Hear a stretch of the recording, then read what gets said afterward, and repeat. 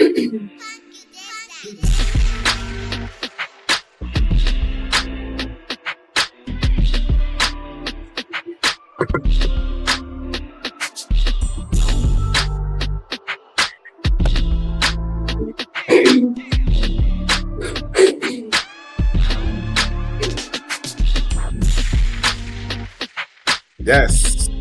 we're back.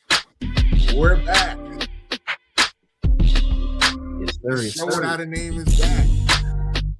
So we still got the fire ass intro music. I'm cut off right now. I forgot how much of a vibe that song was. It's been a minute. Yeah, that song was kind of. I was like, whoa, forgot. Almost busting out a freestyle. Forgot how to do this. I logged in. I was like, is my camera on? It'll cut off shortly, as we know. Welcome back, man. It's been fun stuff. Been a fun summer. We're back.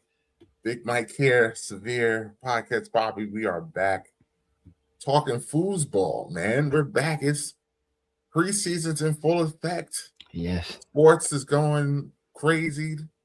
NBA is drunk right now. LA basketball is drunk right now. So yeah, that's something to get into. I think we actually probably should just jump right into that because we can get into the Amazon workers playing football later. Like, NBA basketball, man. Lakers, Jeannie Buss and the family sold their stake in the Lakers to Kushner Marcus Banks. He's a fellow Titans fan. Hey, we found one. Yes, yeah, he always pulls up to support, man. But he's a Titans fan. Yes, salute, sir, salute. Oh, did you see my hat, Dylan? Did you see my hat?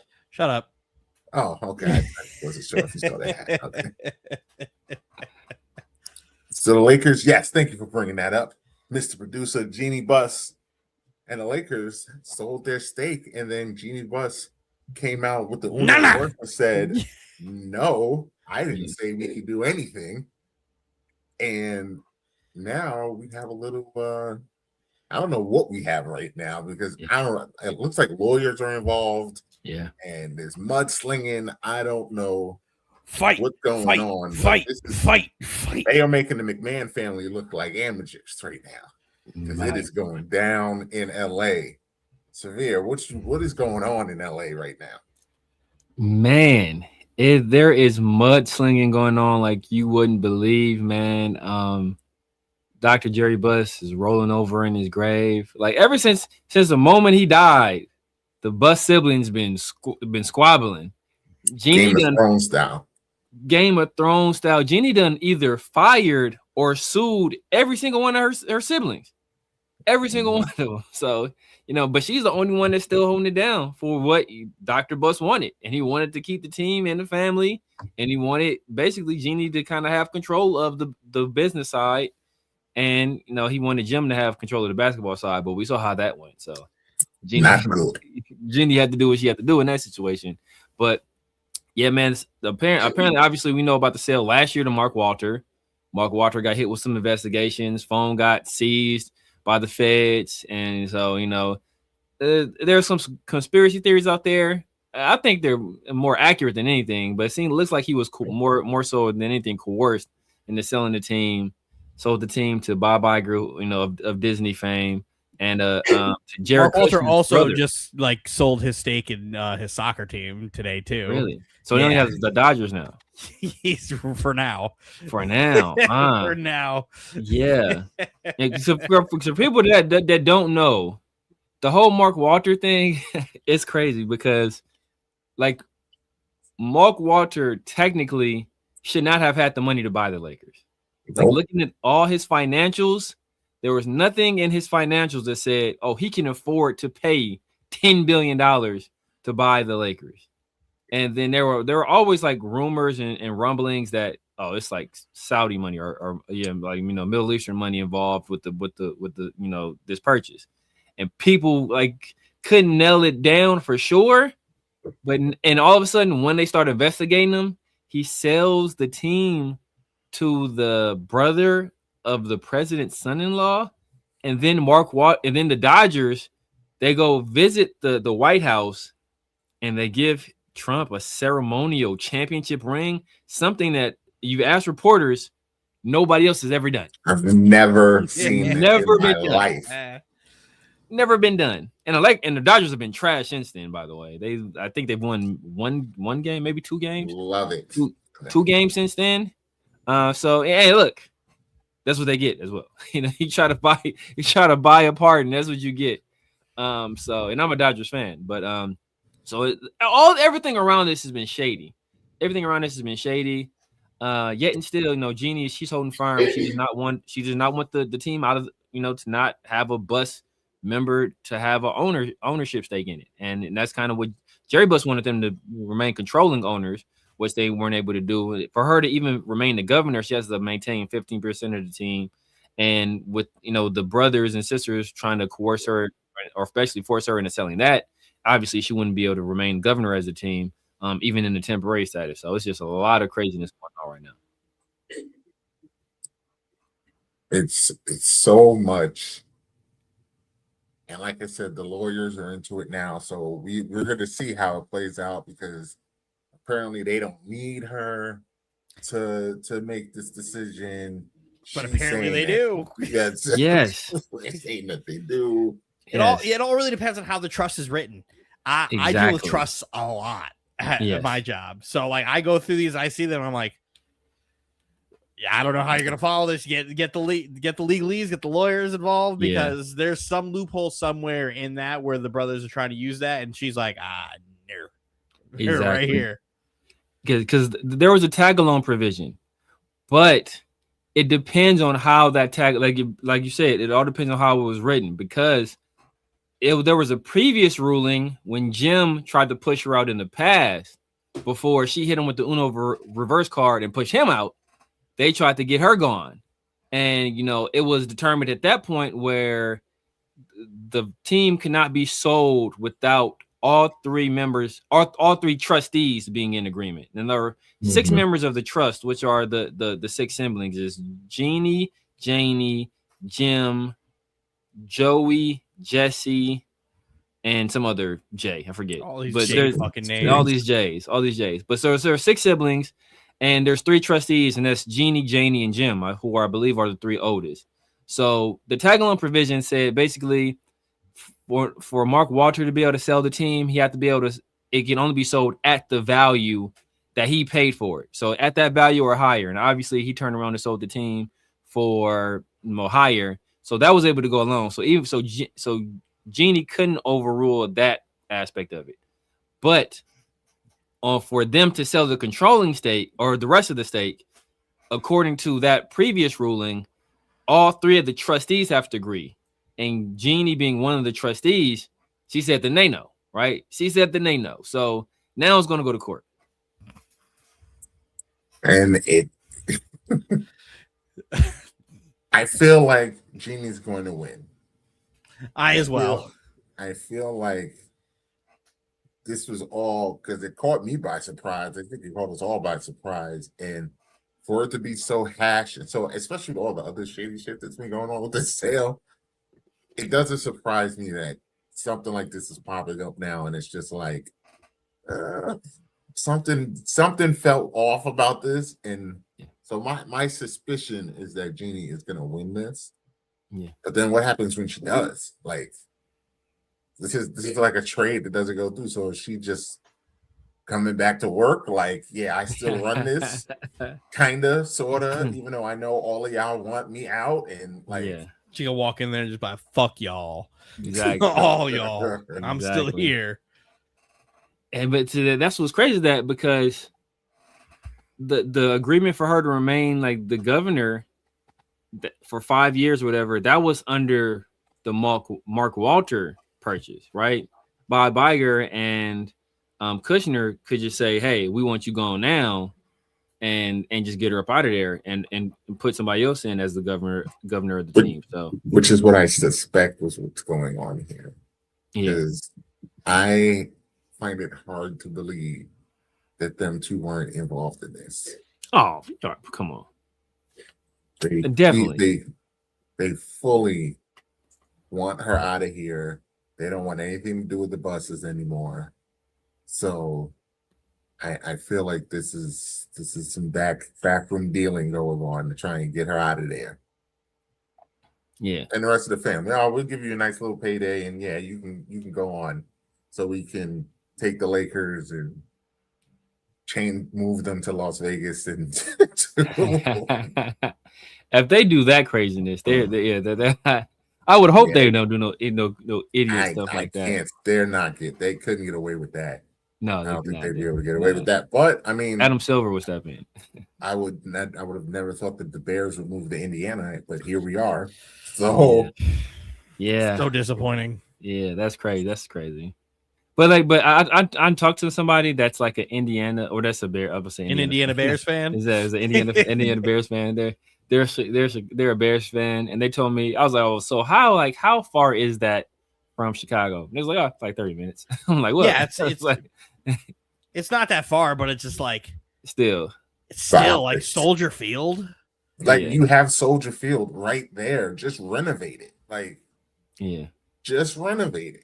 What's crazy tonight, being a Raiders fan, we kind of ran into this. Well, I want to say the same issues, but we were attempting to get something done to our stadium. The O.Co Stadium, the Oakland Coliseum. That stadium is a dump. I mean, look, it was a piece of shit, but it was our piece of shit. And we should have had the choice to flush it whenever we wanted to.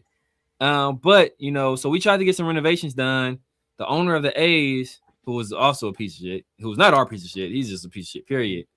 He kept blocking it. He wouldn't let us do it.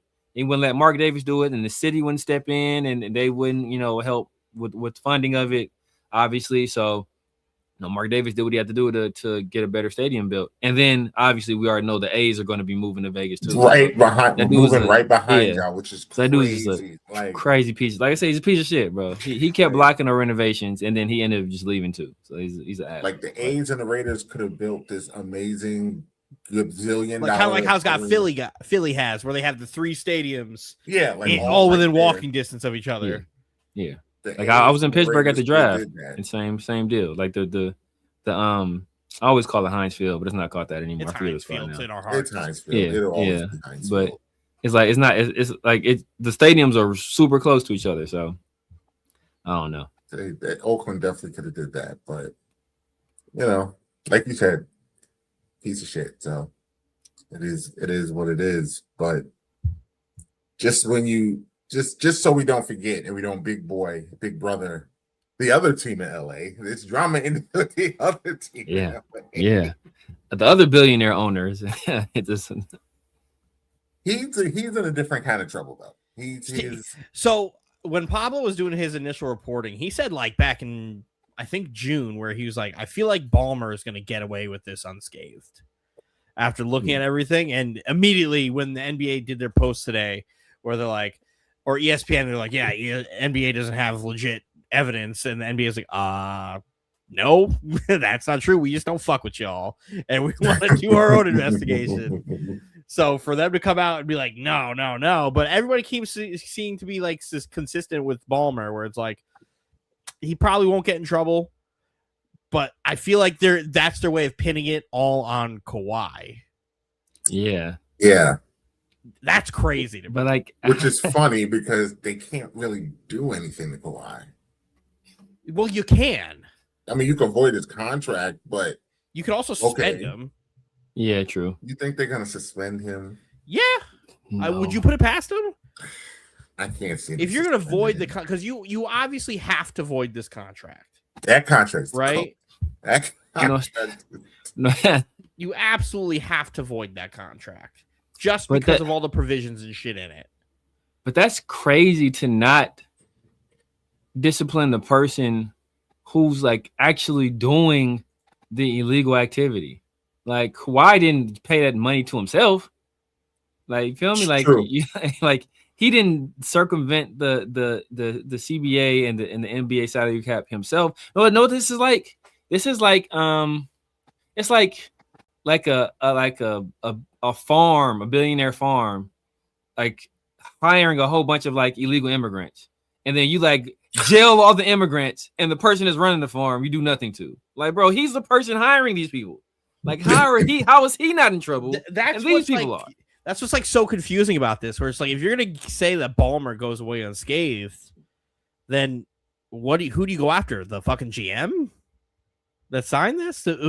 What do you do? Lawrence Frank out of here? Yeah, fuck Lawrence Frank. Clipper fans will be mad at that. Oh, the Nets don't. I'm sure the Nets don't have no love lost for Lawrence Frank. I know Dylan does not like Lawrence Frank. No love lost for Lawrence Frank. The man child himself. But what do you? Lawrence Frank. What do you do?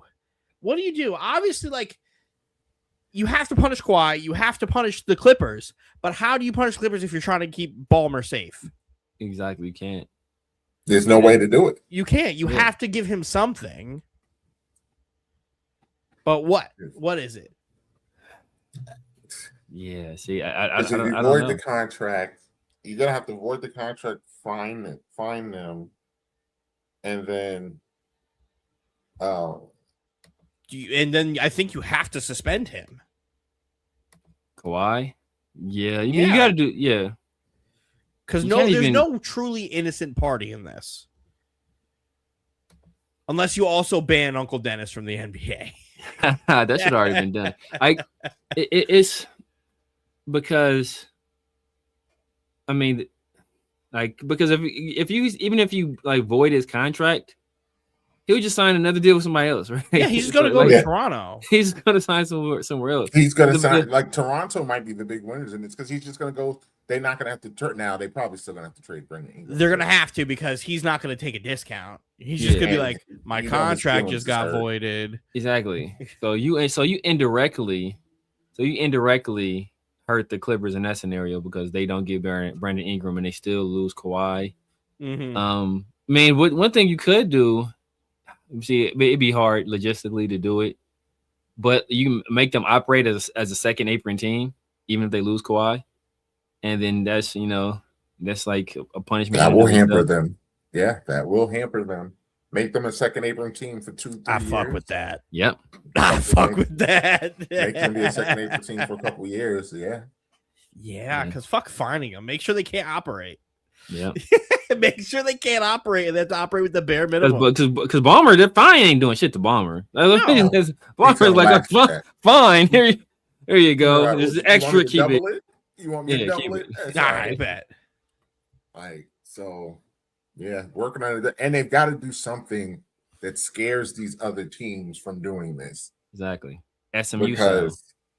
Outside of everybody already being horrified of doing something like this. Yeah. Shout out to Jeannie for dry snitching. Shout out to Jeannie for telling Kawhi, go fuck yourself. What for straight up dry snitching, bro. That was a dry snitch by Jeannie Buss. That was they asked me that, and she's like, "Yeah, that's circumventing the salary cap." Because like now that that's out, Kawhi cannot escape anything. No. He cannot escape anything because he's out here trying to get the Raptors to do it, try to get the Lakers to do it, and then the Clippers are dumb enough to fucking sit there and do it. They were desperate. Which is why he might get suspended. He might get because suspended. He's the one approaching them, and like the Clippers are dumb enough to be like, well, what can they get us in trouble with? Yeah. Like we're not directly doing it, but we're indirectly doing it, and there's no real rule against it. But you're in that frowned upon territory. But that's why the punishment has to be severe enough to deter anybody else from doing it, at least for a little while. Like SMU back in the day, right? They overdid it with SMU though. They did SMU just now recovering. SMU is just now recovering. And the SMU is just now recovering because NIL is legal now. And they are fucking me up in college football every year for the last 4 years. That is my nemesis team, SMU. They fuck me up. Crazy. Greatest player of all time, but it's okay. Mike, quit running. They win. They win. Anytime, any place. They have to do something because what's gonna stop like it? I don't want to put this on anybody, but like, what's gonna stop Zion from doing something like this? The fact that Zion doesn't play basketball. Well, it didn't stop Kawhi, but Kawhi is when he plays is a top player ever. I'm just thinking of like a young, like Zion. What's going to stop Zion from going and trying to get McDonald's to funnel him a fucking back deal and a contract? Exactly right. I mean, there's nothing. Nothing because he's gonna also play like he's fucking Jeffrey Simmons. Exactly. What's going to stop Zion from doing it is jambalaya and crawdads and beignets. That's what's going to stop. They gotta send Zion to LA. He needs to be around all the avocado toast and fucking vegans. Man, all the keto diets in the world. Like send him to Utah or something. Oh yeah. Oh, that'll do it. No, they drink too much soda in Utah. He's done. Yeah. Yeah. And bro, it's nothing but like big ass Samoans and Tongans in Utah, bro. And all they do is mix like milk and cream and sodas. So that soda is now infinitely more disgusting. Yeah. Well, we can't send him to Miami. We can't send him to Miami. Oh no, he's looking for a BBL demon in Miami. Maybe what's in Milwaukee? What does Milwaukee have? There you go. They need somebody. White people. Yeah. You can go to Milwaukee. Maybe Portland. Ain't really nothing in Portland. Yeah. Except Ja. Nah. You don't want a gun charge on them. You don't want a gun charge. Man, I hope Dame can straighten them out. Yeah. When they run their 5-guard lineup. Dame gonna throw them on the mixtape. Everybody 6'5" on the floor at once. And 5-guard lineup. And everyone in Denny. Oh yeah, exactly. Yeah. Death lineup. Denny Avija. Yeah, that's gonna be. I mean, he go to Golden State. Like the least defensive line you've ever seen yet. Well, Drew Holiday. Drew can play. Drew plays defense. Drew is hell of a defender, even though he's Dame, old. Ja, Drew, Scoot. Misery. Nobody with defense, and nobody's passing the ball. And only Dame shooting. Only Dame is shooting. Nah, Scoot shooting. Scoot gets the ball. It's going up. Scoot get the ball. Oh, it's going up, but we're not talking about going in. Yeah. It's going up. Ah, man. Yeah, I thought Scoot was gonna be nice, man. I still have hope. He just needs to get out of there. He showed me a little something in that series against San Antonio where it's like, all right, he's got the competitive fire. Like he's got that fire. He's got some moves. He just got to get better. Like he just got to get a little bit better. Yeah, facts. Got to get a little better, but it's there. The flashes are there. Yeah. He needs to get a coach that's gonna be willing to be like, here you go. He had one, and then Portland. You want to talk about another dumb owner, boy? Yeah. Portland's new owner is really looking like that's the one. He gonna make Dame retire. He gonna move the 6 foot. He gonna move the team to He gonna move Portland to Vegas, and Dame's gonna be like, absolutely not.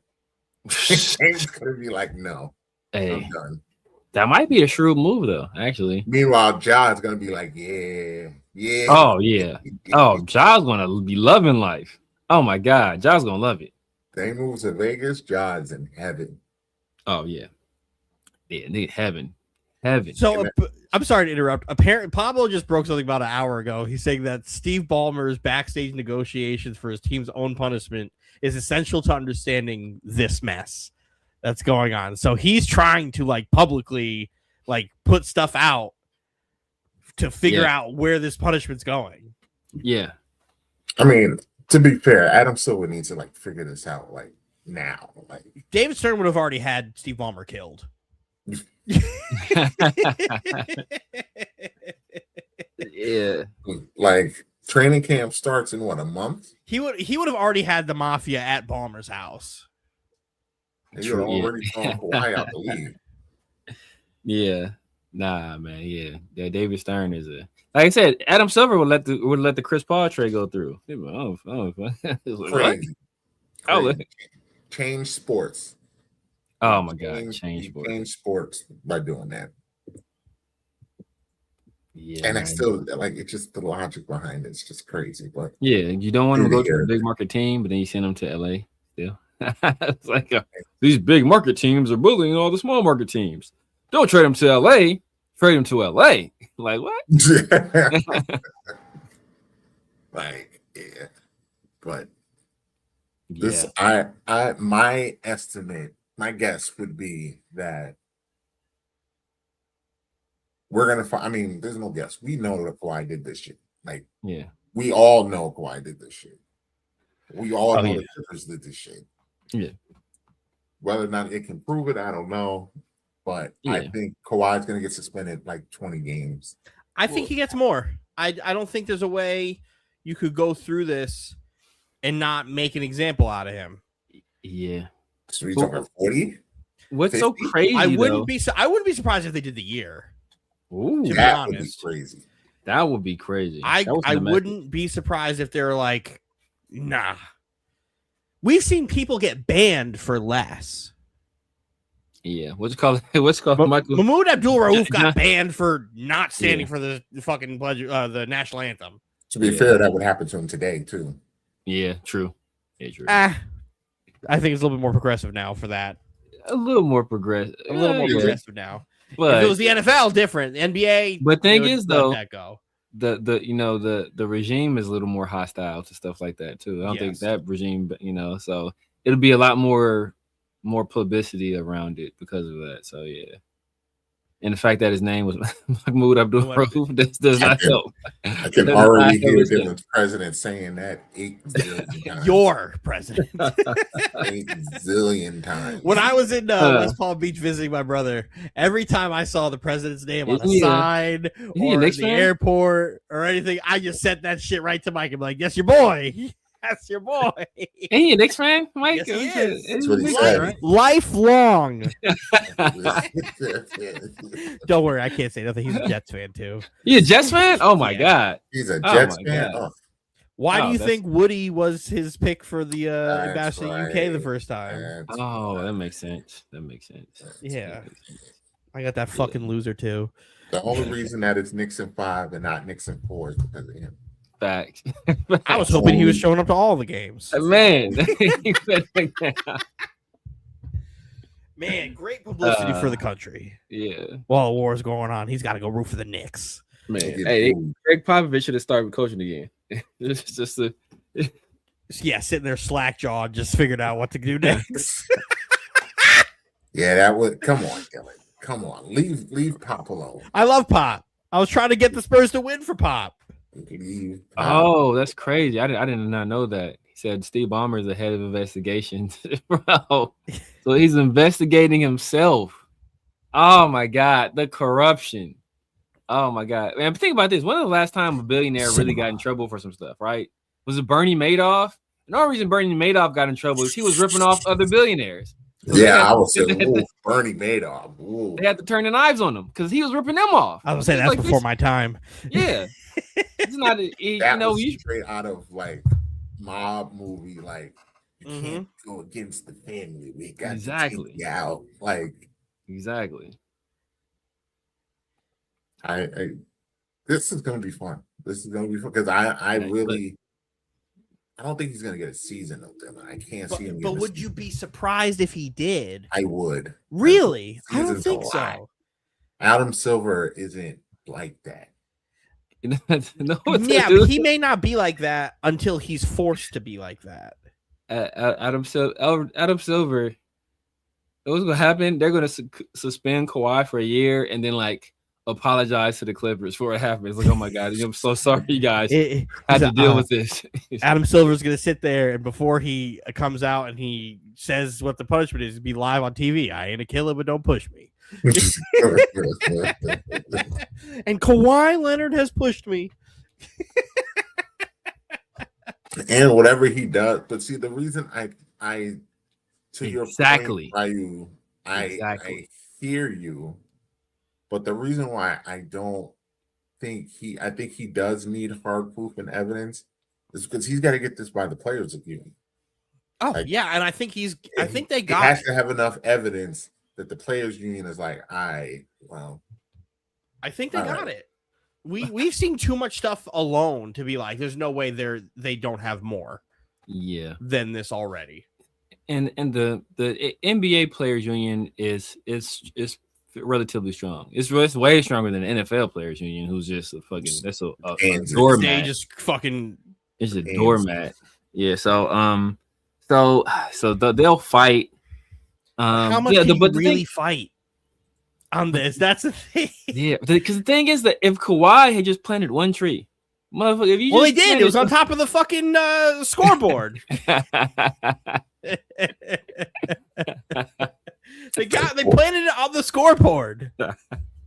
Kawhi really just didn't give a fuck. Like, just out here, like Kawhi, we just need you to just do this one thing for the optics of it. No. One. One. Bro, No. just a small shovel of dirt and let everybody else do the work. Literally for him to just be like, I want all these people to give me money, but I don't want to do anything for it. Anything. Figure it out. Pay me my money. I don't know. Like, the only thing I'd say the players union, I guess, would have on their side to be is the fact that this is the first time we've ever seen anything like this. Yeah. And there it is. Told you. It's been a while. First one of the season. Fuck you. Yes. Adam Silver got to you. Adam Silver got to you. Kato has arrived. He knows too much. Get him. Like, the only thing, it's this is the first time we've ever seen anything like this. They're trying to be like, give him a slap on the wrist. They're like, yeah, slap on the wrist. A year. Look, but to Ryukin's point, right? How often does this actually go on? And people just aren't as loud and brazen about it. Like, I sure don't even know what made Pablo be like, hey, I'm looking into this. Well, that's why I said. That's why I said. I think it was Jeannie. I think Jeannie dry snitched when they were like, "Oh, he asked for stuff that was." Remember, there's a report when he, like, a year after he signed or whatever, was like they were asking for like all kind of stuff. He wanted a helicopter to and from, and like, and the one to play for it, asking for like extravagant thing. And Jeannie dry snitched. I think it was all Jeannie dry snitching, and that made Pablo go, I wonder if there's more here. And then he started pulling back the layers. All he needed. That's all, man. Pablo he's on it, man. Demon. If you've done some dirt, oh, bro, like, James Pablo gonna find out. Breezy hates that, man. Who? Fucking Breezy on our pod. Breezy hates Pablo. Hates Pablo Torre. Hates Pablo. What Pablo do? He hates this work that he's doing. Why? Cleaning up corruption? James is trying to protect bad people. He's like, yeah. Like, oh, how do you get mad at this? It's crazy. I think he's legitimately worried that Pablo's looking into Jalen Brunson's contract. Oh, that is he's legitimately worried. He did say he looked. He's like, I found nothing. He did look. Jalen Brunson. There's nothing there. He's not there. He just legit. Where's Pablo Torre from? New York. So we trust him as far as we can throw him. Like, know what? It's like Ned Flanders. We've tried nothing and we're all out of ideas. He's doing a little home cooking there. He's trying to save him. Oh yeah, that's not a bigger crime. That's the biggest extortion of the 21st century. But hey, when you got leverage, man, you got to use it. We're gonna sit here and we're going to still make money as the Lakers because LeBron James is still on the Lakers. Exactly. So we don't have to worry about anything. You still have LeBron James. Get your LeBron James jerseys. I'm really wondering, like, I can't wait for this season to start. I thought he was a Knicks fan because he said he grew up in New York. All right. And he's done a great job covering like all the Knicks recruiting pitches to past free agents, which is so funny to me. Having the Wu-Tang Clan do a fucking rap to try to recruit fucking what's his name? KD, right? KD, the Sopranos to recruit LeBron James. He's done some shit, man. He brought some important things to light. Yeah, he's from New York. Is from New York. He's from New York. Yep. He attended Regis High School. Mike, where that at? It's in the city. He's a Filipino. Okay, shout out to the Filipinos. Shout out to Adobo Chicken. I say exactly. It's fire. Lumpia. Oh, Colin Joss went there. Oh. Anthony Fauci went there. Oh my God. They're gonna really hate. They're gonna really hate him now. They're gonna really hate Pablo Torre now. Oh my God. Anthony Fauci went to that high school. It's a wrap for you, Pablo. The whole administration's coming after you. None of your work matters anymore. Stay away from the Lakers. Stay away from the Lakers sale. Kawhi Leonard's a good guy.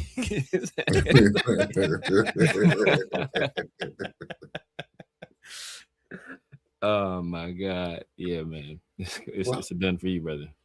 This will be the part of the show where for this part anyway, I gladly turn it over to you, gentlemen. Because one thing Mike don't do is preseason football. Oh, you don't do preseason football? No, it's a waste of time for me. You don't like watching these future electricians try to live out their dream? No, actually. I feel like Mike misunderstands why I watch preseason football. I'm not doing it because I think it matters. Do I get hyped up when the starters are out there? Yes. And then when they play their 5 minutes, I'm immediately like, okay, let me go grab my phone and do that. Because I'm looking for guys in the preseason who I think could contribute in some type of role. I'm not looking there to fucking root for the preseason game that doesn't fucking matter because Jets don't win football games. So I'm trying to go fucking 3-0 in preseason. Yeah. No, I'm looking for guys like Mo Bamba. I'm looking for those guys to stand out and make a team. Literally, I saw Victor Cruz in real time in preseason become a NFL wide receiver. Like, I watched that happen. And when I saw him play in the preseason, I was like, he's going to make this fucking roster.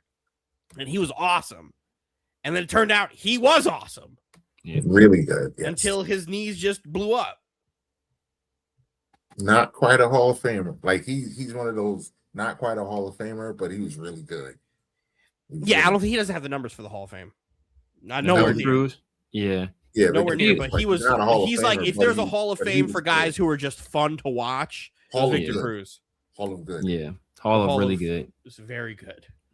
Yeah. But yeah, that's why I found Victor Cruz, and I was like, you know what? I claimed him forever. He's also a Puerto Rican, so we took that too. I did tune in to see Tennessee and San Francisco because I had to see what the jerseys look like on TV, and I was pleasantly surprised at how clean our jerseys pop on TV. Now, maybe the only thing I'm waiting for our second game, because we were playing San Francisco, so the colors contrast, the red, blue, so maybe it popped like that because of that. Yeah. Well, other than that, boy, them white jerseys was clean, boy. You know what wasn't clean in that game? The play, because your first team offense looked like dog shit. It did look like dog shit. It looked rough, man. It was tough. It looked like Cam Ward was trying to force a connection with Cardinal Tate. It just hasn't developed yet. Just working out the kinks. It's all cool. It's okay. I mean, we're not going to win more than 5 this year anyway, so it's okay. Yeah. I mean, our defense will keep us. Your defense will be good. Your defense will be a solid defense because I would trust Robert Saleh with my life with the defense. Yeah. And that was the number 1 defense 2 years ago, wasn't it? 2 years ago? Yeah, Dylan loves to throw that out. Oh, yeah. I love the Robert Saleh defense was awesome. He did a great job finding guys. Like, he made Quincy Williams an all-pro. Yeah. I mean, the Titans had the number 1 defense 2 years ago, I want to say. No. They did. No. 2 years ago. 2 years ago. I want to say they had the number 1 defense. No, because the Jets had it 2 years ago, right? It would have been the Jets. I want to say it was Titans. I thought it was Titans. Well, I know run defense. The Titans had a top run defense. You've had a top run defense. They had to be top 5. Titans had to be top 5 then. Because 2 years ago would have been. You go to bet, Dylan? Huh? I think that's the top running back. Was that 2 years ago? Oh, that might have been 3 years ago. 3? That might have been 3 years ago. That might have been right outside. Because 2 years ago would have been the first Rodgers season. And that's when you guys were horrendous. That's what got you guys the Cam Ward pick. So 2 years ago. So 2024. Cam's second year. the Titans were number 2, and so in yards, I gotta look up scoring, but in yards allowed, they were number 2 in yards allowed. Mm-hmm. The Jets were 3rd. The Eagles were the top.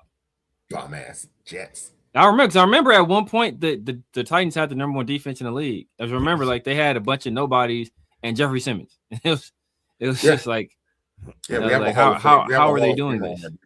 Nobody knows it. We have all famous. Who's nobody? I love Jeffrey Simmons. I think I mean, they had a bunch of nobodies and Jeffrey Simmons. I mean, I got my dog Arden Key. I think they had L'Jarius Sneed I think that was the first year they picked up L'Jarius Sneed. Dylan hates. I don't hate. I just thought you got the worst version of him. They did, low key. They absolutely did, because the last year they had of Sneed, he was fucking terrible. Yeah. He was fucking terrible. He had a rough year last year. Now he's going back to Kansas City. Steve Spagnuolo. Spag can fix him. Yeah, you know, Spags will fix him. But no, I think Titans will be defense will be fine. Robert Saleh is going to find random ass guys to just play out of their mind. I said this in the chat today. I was like, Jermaine Johnson looked like he was running through fucking cement during that game. I love Jermaine Johnson. Like, I'm a really big fan of his, but he did not look good either. Yeah. I picked up my boy Lucky Tassi. I don't know if he did anything. You didn't watch Mike. You don't watch shit. You wouldn't know. Couldn't even tell you. After I saw the fucking Titans during their mini camps doing fucking tiddlywinks, that's when I was like, I don't know what the fuck's going on here. Brian Dable only knows how to coach one type of quarterback, to me, and they need to be a little fucking nuts. Yeah, you can't be all there in the head to be one of his. Cam is hey, yeah, so but he's different. So you're telling me this is the Will Levis breakout year? Possibly. Will Levis would be the perfect quarterback for Brian Dable. Did you see that man get on that podium and say, there's not 32 quarterbacks better than me? He's right. Excuse me? He's right. There's about 40 that are. Yeah, exactly. That's what somebody said, yeah. It's like 40 or 50. Even as the backup, that man makes my skin crawl. However, I will say he's better than Anthony Richardson. Is he? Yes. Anthony Richardson, dog shit. Anthony Richardson is. Anthony Richardson is the thing is that Anthony Richardson is still an athletic freak, though. Exactly. Like, he's still a freak of nature. Correct. He can't play quarterback. Team to play Taysom Throw Hill. that football? Yes, he can throw that football. Yeah. Can he run linebackers over? Yes, he can. Yeah. Can he? Just dumb. Can't play. If you play zone, what happens if Cam Newton wasn't a good quarterback? Yeah, exactly. Because he's still better than Will Levis. We sat there when Anthony Richardson got drafted. We were like, "What the fuck are the Colts doing?" Dylan both called it in real time during the draft. We was like, "I wouldn't have touched him in the fucking first 4 rounds of the the Why are we taking him?" Doing right now? But I also was like, when the Titans drafted Will Levis, I was like, "Why did y'all take him?" Yeah, I was hopeful, that fandom takes over you, just like you try to just see the good. I'm like, well, I mean, he made some plays. Maybe with some NFL talent, maybe, and then he's just fucking dog shit. Yeah, Will Levis. Yeah, Will Levis is terrible. I will never forgive Will Levis for losing to the Jets in front of me last year. I will never forgive him for that. Never. Oh, 2 years ago. I will never forgive him for that. Don't worry, you went to Buc-ee's after. Buc-ee's was amazing. Buc-ee's was the highlight. I've never been to Buc-ee's. You guys were you're in Tennessee? Him and Roz. Yeah. Oh, okay. Me and Roz. My God! So Roz was jawing. I'm sure he was talking. Mike has seen the Jets win more games in the last 3 years than we have. He's not lying. He's not lying. The Jets. Every Jet game Mike has gone to, he has watched the Jet win. The Jets have won every game. So that lets you know what's going to. And look, when I did my preseason prediction, I had the Raiders losing to the Jets. And people are, "Oh, you crazy? We're about to lose to the Jets." And we're going to be at the game, right, Mike? Yeah. I feel confident in my prediction now. I'm very confident in my prediction. I hate the whole same old Jet thing. I get it, but at the same time, there's no way you could objectively look at this Jet team and be like, they're not better than last year. I think they're better than last year. They're not like much better. They're not than last year. They're not the worst team in the division. The Dolphins are. That's a low bar because the Dolphins are in hell. But they clearly are better than Miami. I think we are steps ahead of Miami. And you guys have the I would say you guys have the best. I think you guys have the best skill position group of any team in your division. Like as a whole, the Patriots might have a word because they have AJ Brown, Romeo Dobbs. Oh, they got AJ Brown. I forgot AJ Brown. AJ Brown, Romeo Dobbs, Ramondre Stevenson. Like they have a good. Better than I'm not Travion Henderson. Ramondre's not better than Brees. I don't think Ramondre is better than Brees. I don't think Ramondre is better than Brees.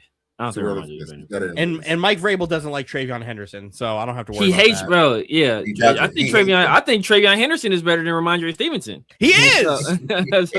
So I was saying that all last year. I'm like, I truly don't understand why Mike Vrabel did this to Derrick Henry. Yes. Well, I don't understand. With Deion Lewis. We had Deion Lewis playing in front of Derrick Henry. I don't understand. Like for 2 years. He when he spells he falls in love with a guy, and he loves change of pace guys. Derrick Henry is going to body punch, and then Lewis will come in and run a little screenplay and get 9 yards, and oh my god! Oh man, look at those tough yards. It's a little too excited. Man, yeah. I don't understand. The perfect change of pace guy is Travion Henderson. Exactly. Like he is everything Mike Vrabel could have wished Deion Lewis would have been. Exactly. And then he would watch Derrick Henry on Thursday Night Football against the fucking Jaguars every year, put up 250 yards, and fucking stiff arm the entire team on one drive. Clockwork. Thursday Night Football, Derrick Henry, clockwork. Count it, 200 on your head. 90-yard touchdown. Clock it. Clock it. It's coming. Who's defending a quarterback for the Jets, sir? Like the Vikings, Jim, Jets, Wilson. Oh, like the Viking fans, they defend JJ McCarthy. I was saying that when JJ McCarthy got drafted, I was like, that was fucking sorry. They shouldn't have done that. Pre-draft, because that was the year that we took Brock Bowers. But pre-draft, no, everybody, we needed a quarterback that year. Everybody was like, oh man, JJ McCarthy. Oh, take JJ McCarthy. Oh, all he does is win. All he does is win. I hate that shit. I hate that too, because he was being carried by a good running game and a good defense. And I would literally one of my boys is a Michigan fan. He's like, yo, bro, I've watched every JJ McCarthy throw he's ever made since the spring game. He ain't it. He not it. And I would bring him on my show for him to tell Raiders. Well, he's a Raiders fan too, but to tell the fans like, yo, bro, he ain't it. And they were still enamored with JJ McCarthy. And after JJ McCarthy won the national championship, oh my God, because I was a Michael Penix fan. My favorite quarterback in that draft was Jaden Daniels. I had Jaden Daniels over Caleb, right? Caleb was my QB3. I had Michael Penix over Caleb just because I don't know if Caleb could play in structure. He was a freestyle. He was like an and one quarterback. I had the same three. Same way you had it. It's the same way I had it. So I was like, I didn't like JJ McCarthy at all. But everybody was enamored with him. And when you won a natty and he beat Michael Penix, and then really, the Michigan defense just beat the crap out of Michael Penix that game. Beat the dog. I don't know how he kept getting up. I don't know. But they beat the dog crap out of him. And afterwards, oh, how you like Michael Penix now? You're thinking so everybody was enamored with him. And then, he got to the league and he had a good preseason. Talking about good preseasons, JJ McCarthy had a pretty good preseason until he got hurt. And now we see what he is now. When you have your coach having to work overtime for you to get people to want to draft you, that's a red flag. Harbaugh did nothing outside of getting the job for the Chargers and immediately start saying, draft JJ McCarthy, draft JJ. You draft JJ McCarthy. How about that? You fucking draft him. Oh, I thought so. I sucked. And with this, the only Jet fans that sat there and tried to defend Zach Wilson were the most delusional Jet fans possible. I tried to give Zach Wilson a chance. Yeah. And I was getting killed by every Jet fan I knew for just listen, try it. Let's just see. was it Rosin year 2 was like gave him 2 weeks coming off of his injury and it was like he's done. I was like, you got to give him a fucking chance. We got to see because there's nothing better we have. And Ryu being Mike White went in there. Nah, that was before. That was Mike White was awesome. That was during the Jets. That was during the Jets, right? Yeah, because that's when you guys have LaFleur as your OC, right? Yes, and apparently the only quarterback the Jets had on the roster that year that couldn't run the offense was Zach Wilson. Everybody else looked fucking good running that. And then Mike White died. That's because pre-draft, like there were people. I remember for sure Chris Sims was one of them. I want to say there were people saying that Zach Wilson was better than Trevor Lawrence, and that they would take Zach Wilson over Chris Sims. There were some other people that said the same thing. I remember Chris Sims saying Chris Sims for sure. There was at least one or two other people that said the same thing, and I was like, "You're out of your effing mind!" Like you literally have the prototypical quarterback prospect in Trevor Lawrence. He's 6'5", long blonde hair, can run, great arm. I'm not Sunshine's a leader, supporter, but that's crazy. Like insane. That's insane. A crazy thing to say. He was the best quarterback prospect at that time to come out since Andrew Luck. And they were like in years. Yeah, like in years. And they were like, no, Zach Wilson, this 5'11" quarterback from Brigham Young. All Zach Wilson was good at in college was chucking. All he did was just chuck. And that motherfucker has an arm. Still great arm talent there. Yeah. But he didn't make any short throws, medium throws, any like quality quarterback throws while he was at BYU. Yeah. All of his highlights or anything good he did were just straight him chucking the ball 75 yards. Playing street ball. And that shit does not work. Because even in the NFL, I would be enamored when he would hit guys fucking 65 yards down the field. Mike saw Corey Davis. That his second game. Corey Davis just go. And just chucks it. It makes the hard look so former Titan Corey Davis. That had to stand. I thought Corey Davis was gonna be nice too, though. And this former Titan Corey Davis came back and got his revenge. Made all the hard throws, and then when it's like, "Hey, throw this screen pass, interception." I for the life of me couldn't understand it. Hey, Zach Wilson's mom though. Hey. Hey now. God, I hate Zach Wilson. Oh my God.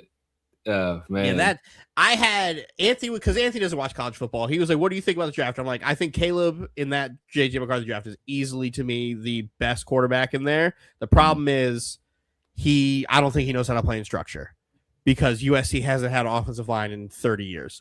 So he's constantly literally won a Heisman just running around. Yeah. Running around, just chucking the ball and just being able to just out talent everybody around him. Yeah.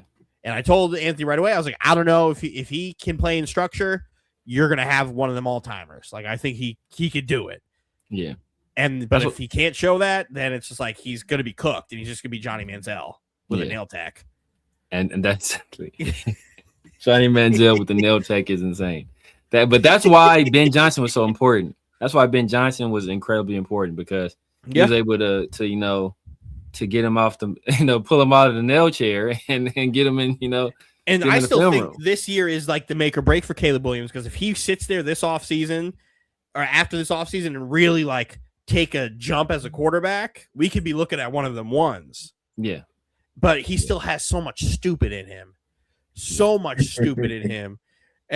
But when he like that play against the fucking Rams in the playoffs is every bit of my relationship with Caleb Williams since I first watched him in the fucking Red River Shootout in college. Yeah, when he stepped into that game for fucking Spencer Rattler. And I'm just like, this fucking guy runs backwards 35 yards and then just chucks. Yeah, and I'm like, I can't believe. On that play, he literally caught the ball, runs backwards, and then just off his back foot, fuck it. And just got away with it. Yeah, he down there somewhere. got away with it. And that's just like the epitome. Right to the breadbasket. Unbelievable. The epitome of just like what it's like to have rooted for Caleb Williams for fucking 7 years at this point. 6 years at this point, where it's just like, Okay. Yeah, like Okay. yeah, exactly. Like you can't quantify it. It's just otherworldly. It's watching Steph Curry pull from 45 when he first started doing it. It's like, yeah, it's a bad shot. Yeah, oh well. Yeah.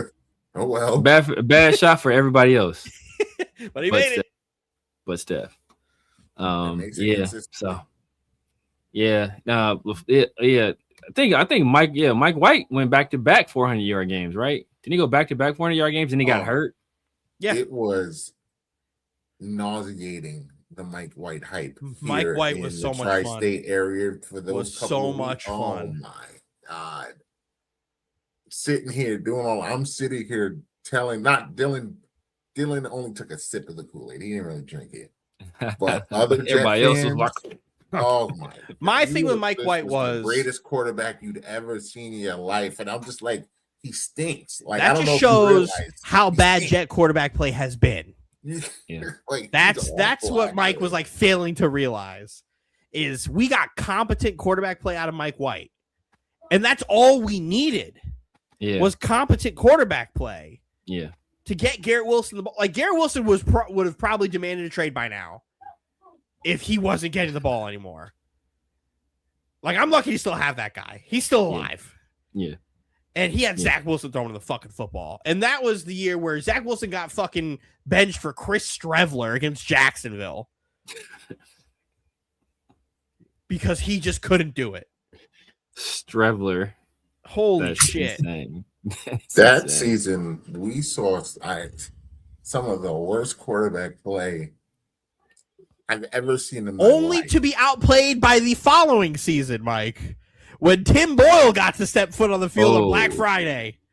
Oh. Those lovely black jerseys. And that was Roz the entire season. I don't think I've seen a single quarterback worse than Zach Wilson. And meanwhile, the entire time I'm sitting there, I'm like, Roz, trust me, the guy behind him's worse. The guy behind him is worse. And he didn't believe it till he saw it. He didn't believe it. And then it started happening. He still doesn't. No, he when you ignore stats and you just go, hey, what you've seen, because he will pull out like the Zach Wilson stats. There's like he's all-time one of the worst quarterbacks ever, and they're like, yeah. And then you go and you watch Tim Boyle play, and you're like, what the fuck? Yeah, yeah. That's like JJ McCarthy now. His stats are like. And you know what's funny? I feel that way about JJ McCarthy. Like his stats are atrocious, but when I watch him, I just see him make little rookie mistakes. Like I don't see him making mistakes like, yeah, bro, it's not for you. I just see him he just rushes. Like to me, you're not looking hard enough. I just feel like he presses. But it's tough because when he throws a bad pick, he throws a bad it's bad. Pick. He throws a bad pick. But I see Zach him Wilson this stuff where he just overthrew it a little bit, or the timing was just like I see what other coaches see in him. Like I see the potential's there, but there's no denying. Or when he throw a bad ball, bruh. It's disgusting. It's disgusting because, like you said, the talent is like a Zach Wilson. You see the talent. He's taller. Yeah, he's like a taller Zach Wilson. You see the talent. He can move. His strong arm. He can move. He has he has a dynamic arm where he can throw different platforms, different arm angles. He has all of that stuff. He's just dumb. I don't know. He's just stupid, right? He just makes the dumbest decision. Like, you're like what? Like, what did you see there? Like, what was going on in your brain? Like, are you colorblind? He's like, listen, that Monday Night Football game when he with the Vikings that he tore them up in the second half. Yeah, the Bears. The Bears. It wasn't the second half. It was the fourth quarter. It was the fourth quarter because those first three quarters he was horrendous. He played some of the worst football I've ever seen. And then that fourth quarter I've never seen a burner like that before. He was hitting everything. And then Anthony's like, you need to apologize to JJ McCarthy. Anthony was the chat was on fire that night, sir. That was such a fun night. Because I have not seen a hot streak. He got But that's like Justin Fields. Justin Fields had a game like that, like last year, right? Didn't Justin Fields had like a game where he was just like, week 1. The Steelers. Oh yeah, it was week one. Okay, and then he never replicated it again. Yeah, crazy that against the Steelers he could do that, and then did nothing to anybody else all year. I still will argue the Monday night game. I didn't think he played. The Dolphins game. I did not think he was good. Oh, yeah. I didn't think he played that bad. The Dolphins game. I think one of those Europe games he didn't play. He had a lot of drops. I can't forgive Garrett for dropping that 3rd down, 4th down. It was a 4th down play, but the throw was late. Like it's hard. Dylan, like we've had this kind. You cannot be what you and we think Garrett is and drop that ball. No, but because again, you're putting the wide receiver at the fucking. I've seen Justin Jefferson drop some balls like that, but you're putting the wide receiver in such a bad spot. That's the problem. They don't drop that ball. That's the problem with like that throw is Fields, which is the problem with Fields as a whole. Yeah. He's too late all the time. Yeah. You have to be able to get that throw to Garrett in stride. The best way to get Garrett the ball is right off the break where he has space in front of him. Yeah. And he could never do that. Every touchdown pass Garrett Wilson got was Garrett Wilson's here and the sideline's right here. Every time. And that's just like too late. Way too late. Yeah. Like, granted, yes. Do I think Garrett could have caught that ball? Yes. Should he have caught that ball? Yes. Could Justin Fields have thrown significantly better balls all game? Yes, because that Denver Bronco game was fucking awful. They should have won that game. They should have won that game. Yeah, the defense stood on their head. And they should have won that game. And that was the best defensive game Steve Wilkes coached all year. Steve Wilkes never showed up again. He is. Thank you. Bo Nix is extremely overrated. We should have beat the Broncos last year. Like we were by far the worst team in the league. Was drafted.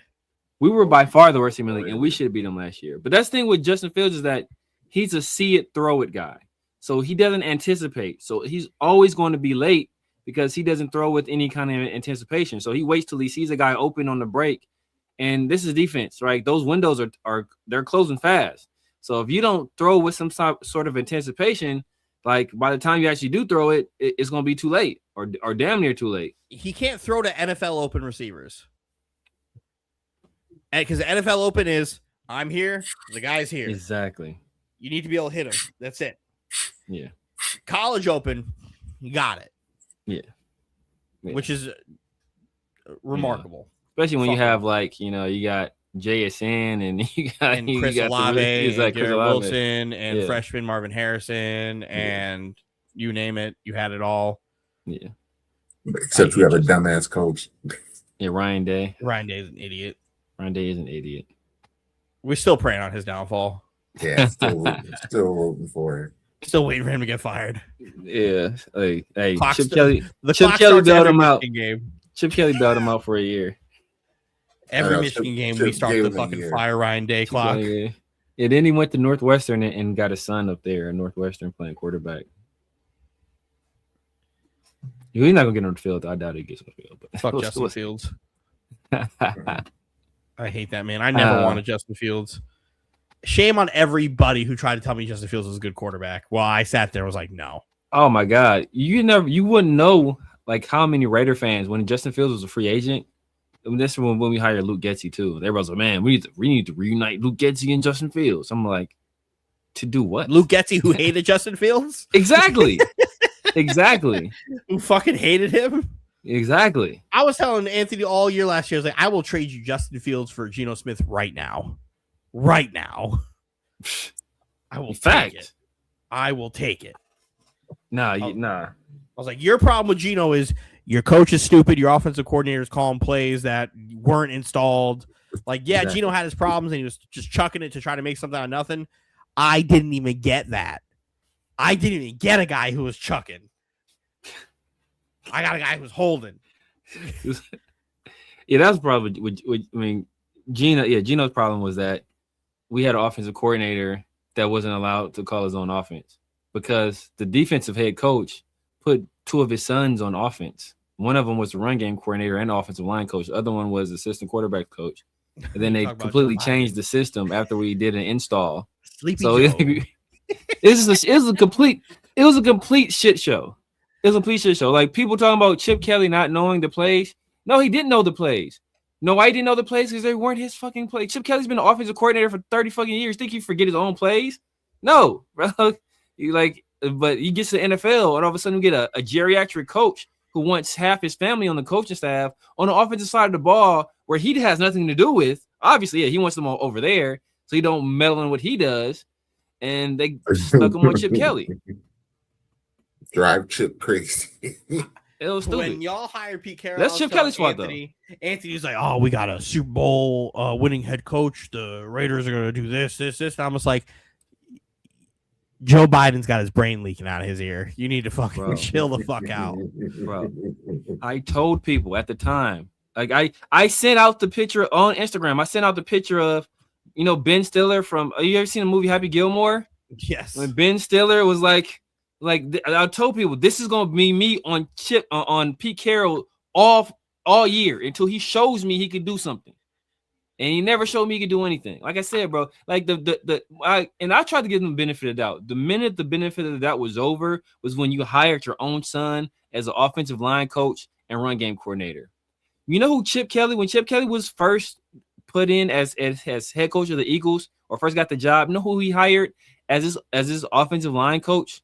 A guy, mind you, this person had never been in the NFL, never coached in the NFL before at all. You know who he hired? He hired Jeff Stoutland. You know who's been the best offensive line coach in the NFL for the past 20 fucking years? Jeff Stoutland. So why not let the guy that hired Jeff Stoutland hire his own offensive line coach? It seemed like that would make sense, right? But instead of doing that, you hired your son who just came from Arizona, who had a putrid run game there, and then went to Washington with Jed Fish and had a putrid run game there. You hired that guy to be the offensive line coach. It just made no sense. It made absolutely no sense. And that's when I knew we were doomed. I knew before that, but that cemented it. And then we drafted Ashton Genty, and I knew it was over after that. I was like, I was told I was crazy when I asked in week 4. I was like, "Do you think the Raiders are going to fire fucking Pete Carroll?" I was like, "Would you, like?" I feel like that wouldn't surprise me, and everyone's like, "Nah, that would surprise me. That would surprise me." I didn't think it was going to get that bad, and I'm just like, I feel like we're going to get there, and we got there. I knew we'd be bad enough to, but I didn't think we would because we had just fired the first head coach after midway through a second year. Then we fired the next guy we hired after only 1 year. Sounds like, yo, we can't do this again. Like one more. Just optics wise, you can't do it again. Like I thought it was an impossibility to do it again. And we did it. And we end up somehow being able to attract one of the better coaches on the market, if not the most attractive coach on the market. But I didn't think we were gonna be able to get that guy. Now and if I think the only reason we were able to get him is because our GM had a connection with Gary because they both worked together in Denver. So I think that offered a little bit of security to him. But I don't think if we had been able to hire Kubiak, I don't know what we would have done. Kubiak wasn't even my number one guy. My number one guy was I wanted Mike LaFleur. Because you look at Mike LaFleur was the offensive coordinator for the Rams. You know who's been the last 3 offensive coordinators or the last few offensive coordinators for the Rams under McVay? It's been Matt LaFleur, been Kevin O'Connell, it's been Liam Cohen. What have all those guys done what have they done in the league? What have they done in the league, right? I've heard of them. Right? They've done all right for themselves, have they not? So I'm like, this guy's worked for Kyle Shanahan and worked for Sean McVay. Who is everybody copying on the offensive side of the ball? Kyle Shanahan and Sean McVay for the most part. So, I was like, that makes a lot of sense. But I'm not mad at Kubiak. I think Kubiak I think he'll do as good a job as can be done. Yeah, I like Kubiak as a play caller. So it's like, I understand it. I don't think there's again, you're not going to argue this. There's not a lot of talent on that offense to make shit work. Where I have to sit here and have Anthony tell me, it was like, yeah, we got a number 1 wide receiver in Trey Tucker. I'm like, okay. Okay. I think, no, what? I believe Trey Tucker wears number 1. So he's right. And he's right. He's right. It's just like, you can't have no 5'9" speedster be your fucking number 1 wide receiver in the NFL. Like that's the guy who's your gadget guy. Unless they're Steve Smith Sr. 5'11". He's 5'11".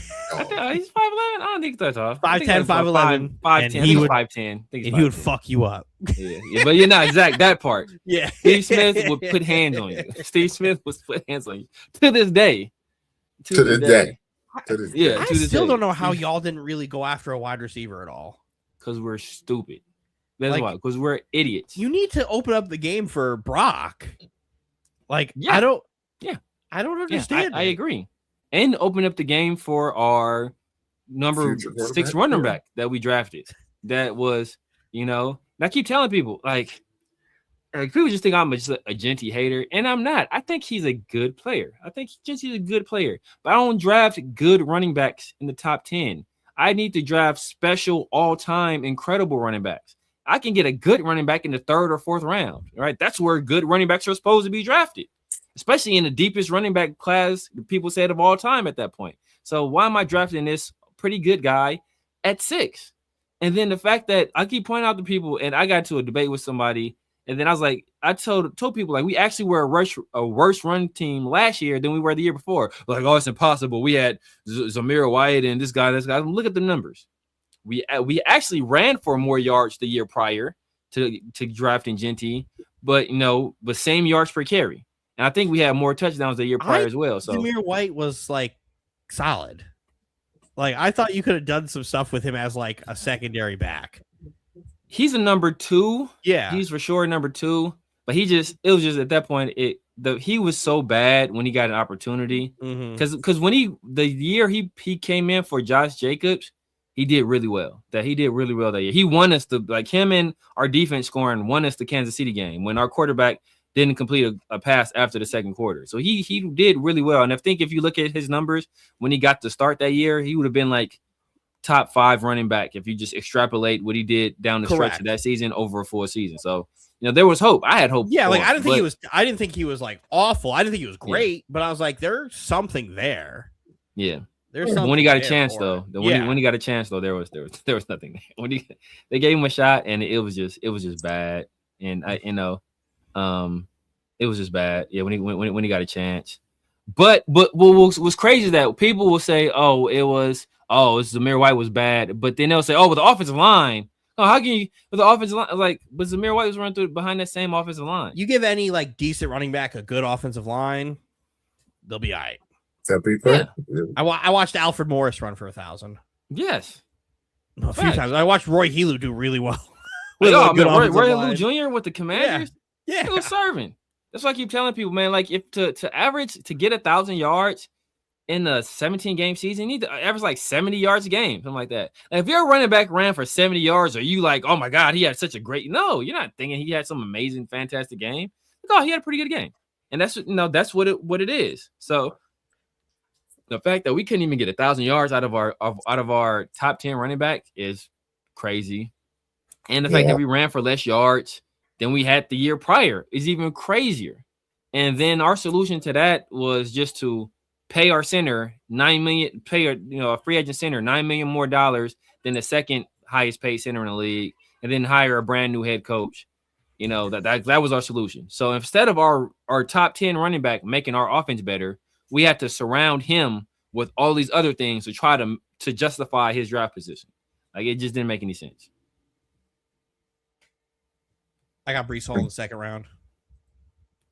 Yeah, Breece Hall in your fantasy draft? No, I'm talking about in the Jets in real life. Oh, yeah, no. We got Breece Hall in the second round. That's where you get. He was the best running back in that draft. Bro, but if you think about it, all some of the best backs recently, Jonathan Taylor, second round pick, Derrick Henry, second round pick. Like a lot of these guys are second round picks. Devon Achane was like a 4th, I want to say. Mm-hmm. Like these guys are coming out of the second round. That's where you usually want to get these guys, the second and third round. Not number 6. Unless you're like super generational. Unless you're super generational. And then, even then, Bijan was like 8th. Jameer was what? Saquon was what? Fucking nah. Yeah. Bijan, Saquon was 2, yeah. But saying he's higher draft position than Bijan and Jameer, who just got paid. Both just got paid.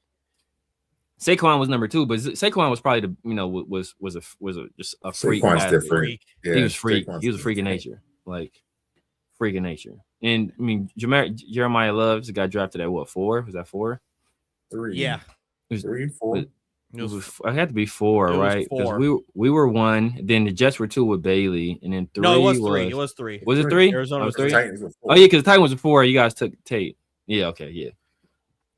Yeah, so it's 3, which was crazy. But Jeremiah Love looks like he's different. He looks like a different type of cat. Watching him run was the most like crazy shit I've seen, because he has the same run style as fucking Adrian Peterson. He does run. It's horrifying. Yeah, it is horrifying to watch that. Man, I was like, oh, I've seen that before. Yeah, I've seen that before. Like the jump cuts. The jump cuts. I was like, oh my god. Well, though. He did great. He's not playing again for the preseason. Well, he got a high ankle sprain.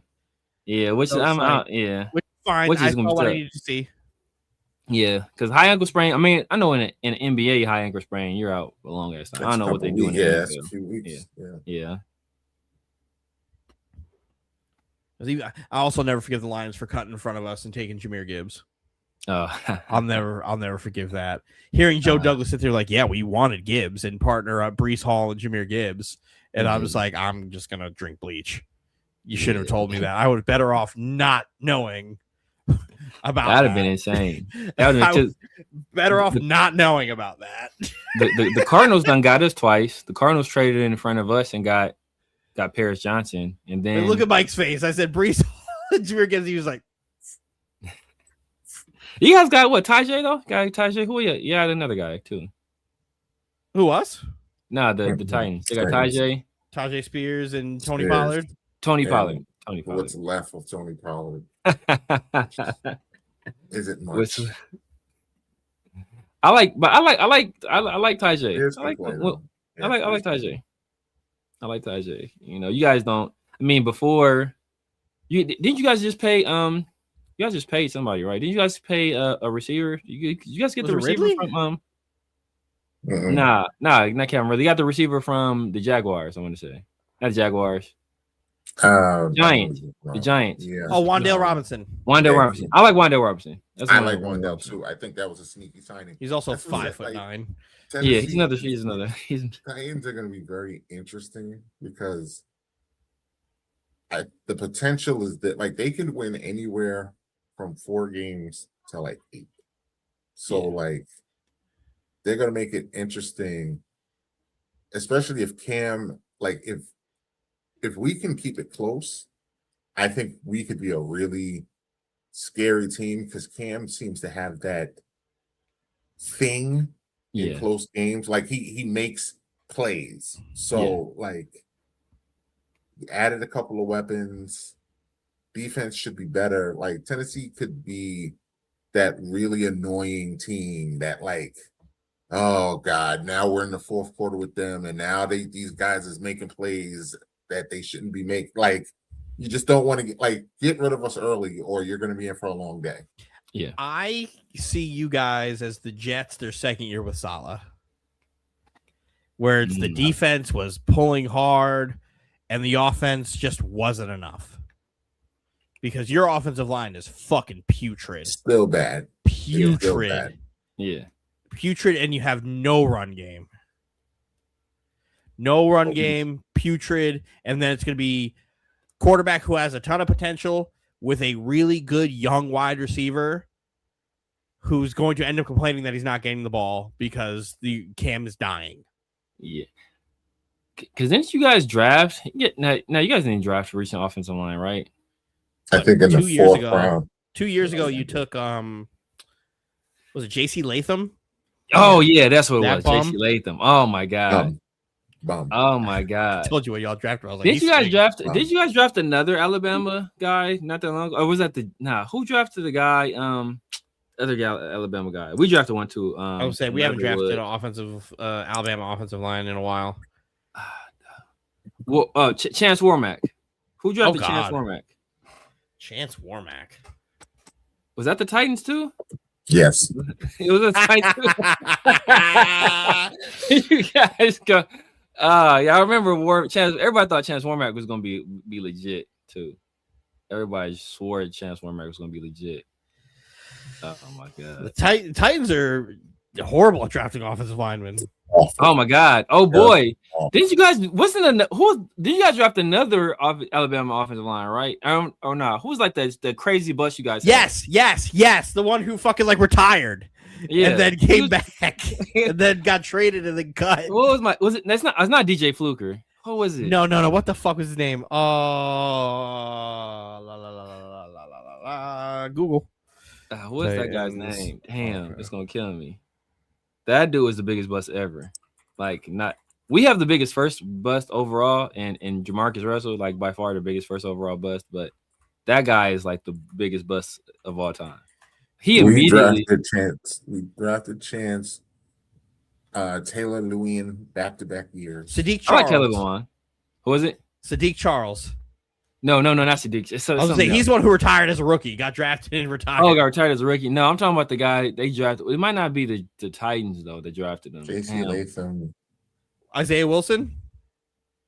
It's got to be Isaiah Wilson from Georgia, who might be thinking of. Maybe it was. Dang, he immediately caught charges. Who was an offensive tackle for one season? Yo, that's what it was. Yeah, it was him. Yes, that was you guys. Yes, first round pick. Yes, dropped out of the NFL and for sure. When you Google Isaiah Wilson, it immediately said underneath him is a rapper. Yes, Isaiah Wilson. There you go. Oh my God, that dude was for 1 year. I mean, Leatherwood was bad too, though. Like Leatherwood was terrible. I would say Leatherwood was terrible. But yeah, those offensive line, because was Evan Neal from Georgia with Alabama too? Oh, Evan! I thought Evan Neal was Georgia. Maybe he was Georgia. I know he went to the Giants, right? Yes, he's terrible. Yeah, I thought he was. Maybe he might be Georgia. Nope, he was Bama. Yeah, Alabama. God damn, Alabama can't do shit on the offensive line. Oh my God, even the dude the Bengals took was ass too. I can't remember his name, but yeah, Alabama does not produce offensive linemen. Not even guards. Like it's crazy. Where did Andrew Thomas go? He was Georgia. I got Andrew Thomas and Evan Neal mixed up. Okay, mixed up. Yeah, I'm thinking about I'm trying to think. What's the last Bama lineman that was any good? God damn. And they all go to Tennessee. They know, right? Tennessee is just like they love Buc-ee's. It's like I need to be in a state where there's a Buc-ee's. They need to send fucking JC Latham to go work at Buc-ee's, make it be the fucking brisket tech. Oh my God, man. It is wild. Fuck that. Yeah, DJ Fluker was a boat. Yeah. Oh yeah, because DJ Fluker, I want to say we our GM Tom Telesco cut him from the boats, and then we had signed him, and then we hired Tom Telesco, and then he cut him when he was with us.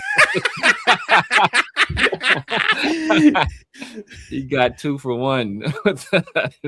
That's funny. That is hilarious.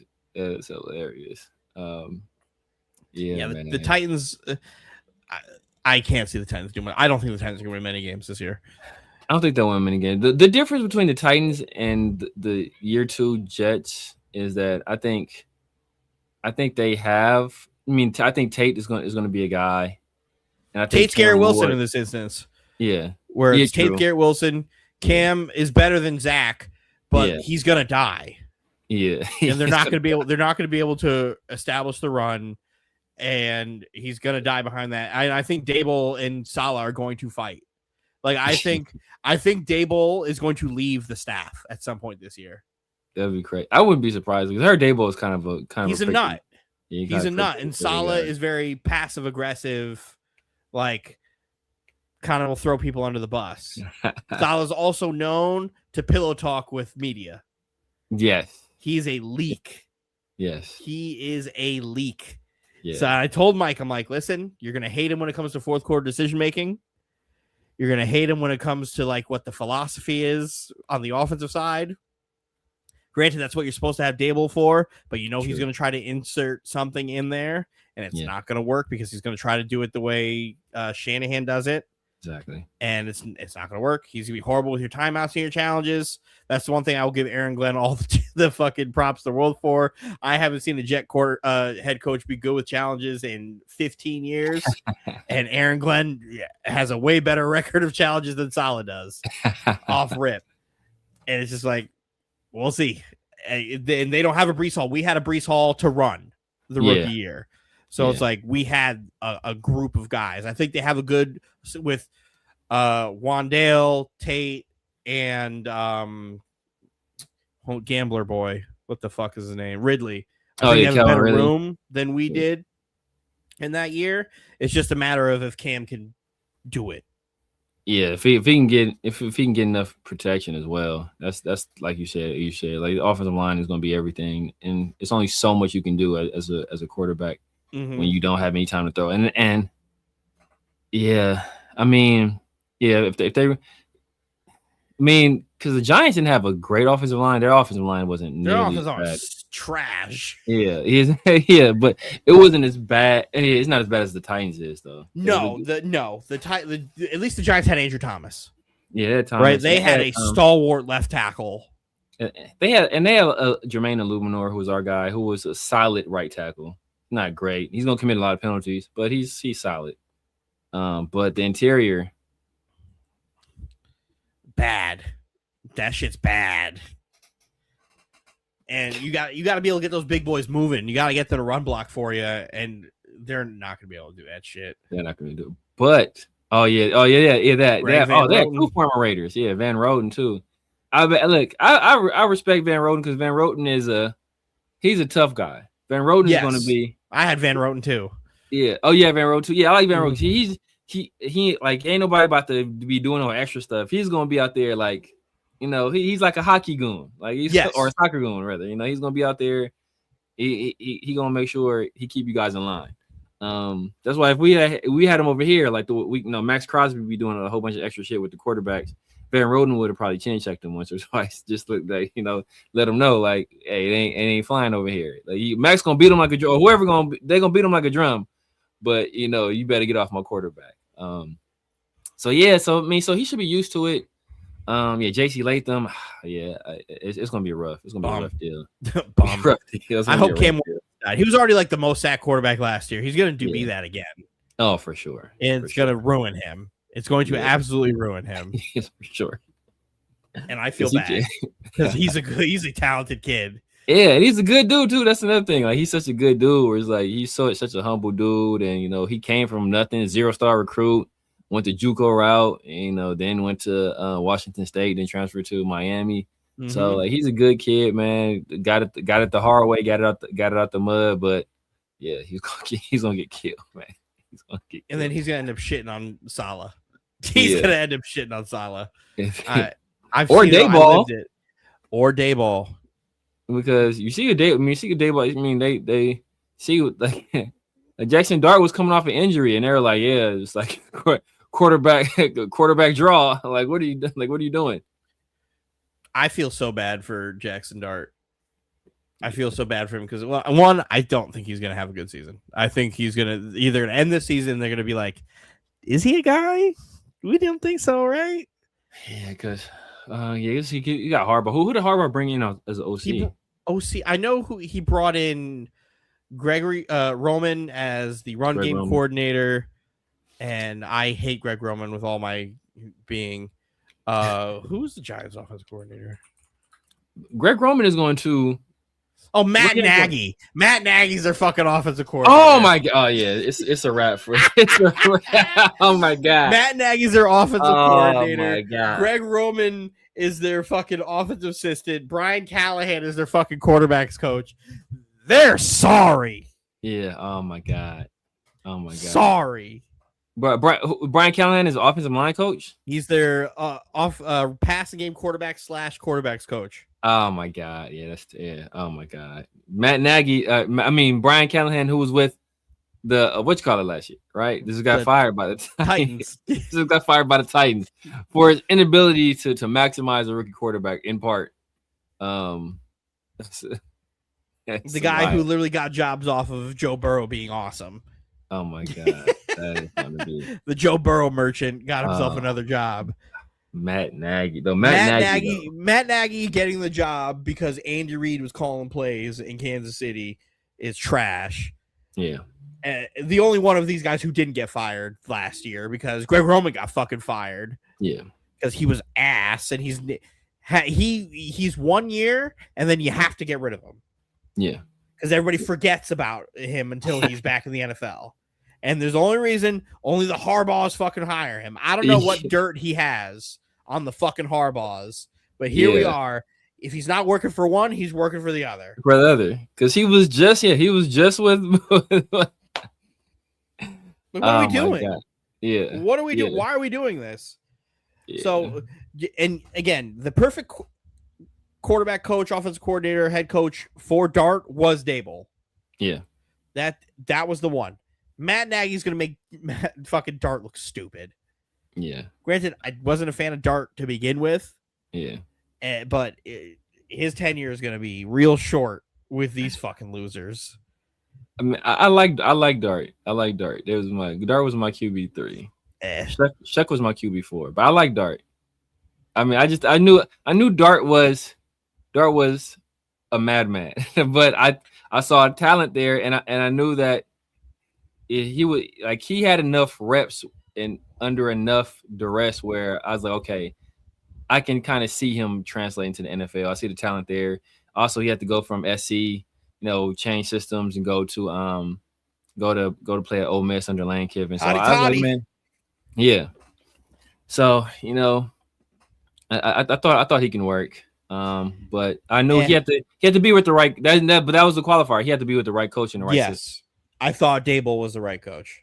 Yeah, but now with these losers, Matt Nagy, Brian Callahan, Greg Roman, goodbye. Yeah, Matt Nagy, who did such a fantastic job with Justin Fields, that he had to. I mean, Justin Fields has had a rough go of things though. It was Matt Nagy, then it was Eberflus, and at the same time, though, if you're a guy, you kind of make it work. Yeah, true. You kind of make it work. Yeah, because you have this innate ability to just kind of make plays.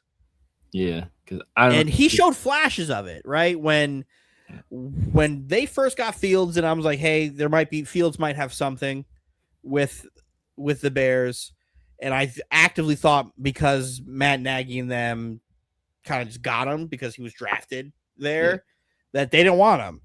Yeah. And I thought he did a decent job of like making something out of nothing with some of his opportunities, but he just couldn't do it all the time. Yeah. Even though like there was clear like spots for him to do it, he was still pick and choose. And it's like, if you know you're not this regime's guy, you still got to do your job interview for the other teams. Yeah. And that's where I kind of lost me with the Bears. Yeah, fuck Matt Nagy. We're reminiscing on some of the old times, Matt Nagy, and we're just going through the fucking Giants offensive coaching staff, and we both were like, oh fuck. Yeah, it was. Giants have had some stinkers. This year it might be the worst. Yeah, this is probably the worst. Fucking Matt Nagy as the offensive coordinator, Brian Callahan as the quarterback's coach, and Greg Roman as the run game coordinator. Yeah. I'm not worried about Roman as a run game coordinator, but I'm worried about Greg Roman having influence on the other types of the game. Yeah. The other sides of the game. Yes. These motherfuckers get mad at me when I say I hate Greg Roman. Yeah. And I will, because I heard what y'all was saying. More of a chance that I hate Dable before I hate Saleh. Yes. Yeah. Saleh is a likable person. Yeah, that's the problem with Saleh. Yeah, and I think you guys have a good. I think you guys will have a good defense too. That's the thing. I think the defense will be good. Second year Jets team. Yeah, there's a good chance I will hate Dable before. I think Dable will leave the team before the year is over. I really do. He likes Cam. Cam is his guy, though. Does he like Cam enough to deal with Saleh's nonsense, though? That's the difference. We'll see. Yeah. Yeah. Will he like Cam when Cam starts yelling at him? Because Cam is going to yell at him. Cam is going to yell at him. Cam is going to tell him his offense stinks. Yeah. But hey, look. No. Oh, Mr. Your Overrated. ass, remember? Mr. Overrated was yelling at Sean Payton. So he can yell at Sean Payton. Hey. He's crazy though. Bo Nix. Yeah, Bo Nix is also like 30 years old though, so he can get away with it. Yeah. That boy got a whole ass family. Yeah, man. That dude spent like 7 years in college. I'll never forget the Roz argument with fucking Gabriel. He's like, he has the record for this. I was like, he played 6 years in college. He played forever. Of course he's gonna have these yards and this and this. Yeah. What are we doing? I will never forgive Dylan Gabriel because when Dylan Gabriel was leaving UCF, he had committed to UCLA. And then he went to what, Oklahoma? He went to Oklahoma, yes. Yeah, like he hit us with the okie doke, and like I think like the morning he was supposed to like his classes would have been official, he would have been officially enrolled at UCLA. Like right before he was official, he backed out and he committed to Oklahoma. So he left us like holding the bag like big time. I don't remember who we had a quarterback that year. Oh, I think it was still that bum ass guy, Chase Garbers or Ethan Garbers. Chase was at Cal. Ethan Garbers. I hate Dylan Gabriel. He dodged the bullet anyway. He stinks. Yeah. He was good in college though. He was good in college. Debatable. I didn't have any like, you know, I didn't think he was gonna be an NFL quarterback. It was like I thought he was easily the worst Oregon quarterback they've had in that stretch. Under the new guy. What's my guy's name? Lanning. Dan Lanning. Yeah. Easily the worst quarterback they had. Yeah. They got one this year though. Oh yeah, they for sure got one. Well, they got two. Yeah. They got Dante Moore. And then Patrick Mahomes Jr. I don't know about him. Dante Moore is the problem. Dante Moore is a problem. Dante Moore's gonna fuck around and be a Jet. Bro, he was almost a Jet this year. That's why I know. Came up this year. To avoid the Jets, and inevitable. Hey, bro. All you did was delay the inevitable, Dante. Oh, you could have been here, but he needed to go back. People were hating on him. People were hating because I maintained even after they lost to them twice, I still maintained that I thought Dante Moore was going to be a better pro quarterback than Fernando Mendoza. Wasn't I saying that to Anthony? Where I was like, if I was the Raiders and I had their own pick, not just because I was saying I was a Mendoza fan, I was like, I think if I'm the Raiders, I would go Dante Moore over Fernando Mendoza because of the upside as the passer. Yes. The only problem is if Dante Moore comes out now, he's still kind of unpolished with some things, and the floor is lower. Yes. I was like, Mendoza compared to him now, he'll come out and probably be better right away, but he won't be as good. Yes. Where Dante Moore's ceiling is high as shit. Yes. And so I was like I didn't fault him for not going out. He was going to be a top quarterback no matter what. Exactly. Whether it's this year or last year or this year. Because he's quarterback one for me right now. Oh, yeah. Over Arch. Yeah. Ole Miss. Chambliss? Trinidad. Chambliss is a dog too, though. I like Chambliss too. Trinidad James. You Trinidad. Pop Molly, I'm sweating. Woo! But that's why I kept telling people about Dante Moore. I was like, bro, last calendar year, Dante Moore was 19 years old. Yep. Like he had turned 20. He turned 20 like that June or March or something, or May rather, June or May or June or something like that. So last calendar year, he was 19 years old. He was a fresh 20, still, you know, competing to be a Heisman Trophy winner for the first part of the season. So yep. I mean, I just think and his upside as a passer. I'm a UCLA fan, so I saw him as a true freshman where he struggled mightily, but I saw the flash where he was 17 years old. Like I saw him throw with the touch and anticipation and make layered throws, and like I saw what he could do. And I also saw him make some bad decisions and turn the ball over and like get hit and not handle it well. But I saw him like learn and grow from that. I also saw him make a mature decision. Like, look, I need to go to a school that cares more about football than this school, where I'm going to actually learn how to like be a better player. And so he made the decision and went to Oregon. So I'm not mad at that either. But I just think his upside is crazy. Nah, Trinidad is dog though. Trinidad is dog. And Darian Mensah. Watch out for Darian Mensah in Miami. Yes, after playing college football with my Hurricanes this season, he is. Oh yeah, I forgot you're a Miami fan. I forgot you're a Miami fan. My dog 805. He's pretty good, man. When Miami got Darian Mensah, I was like, that's fuck. Because I watched some of the Duke games. I'm like, that kid's fucking good. He's a good quarterback. Yeah. Him going to Miami, if he has a great year, he needs to leave. But I wouldn't be surprised if he came back one more year after. Mensah? Yeah, I wouldn't be surprised if he came back again. I think I want to say he's a true junior. He's a true junior. He is a junior because I tried to talk him into staying, and he said, fuck me, and he went to the draft. I like Maava. First round pick, though. But I don't know how much I like Maava.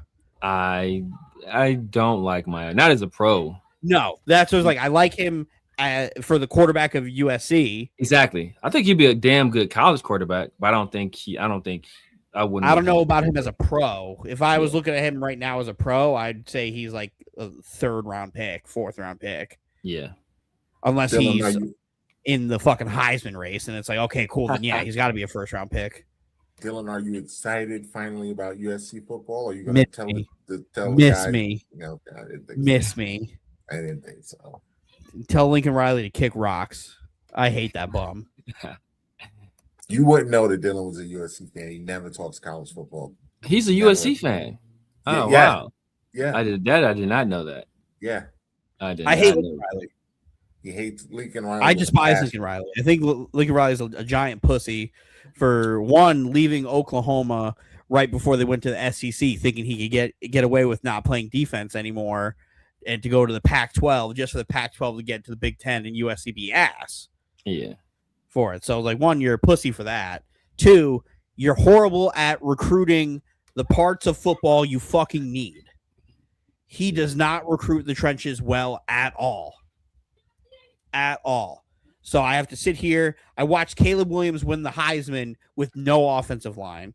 I watched all these guys come in and not have an offensive line. We get these like solid players, running backs, wide receivers who could go to the NFL and look fucking awesome. And then we sit here and watch the quarterback die. Yeah. But because we have to run the fucking air raid.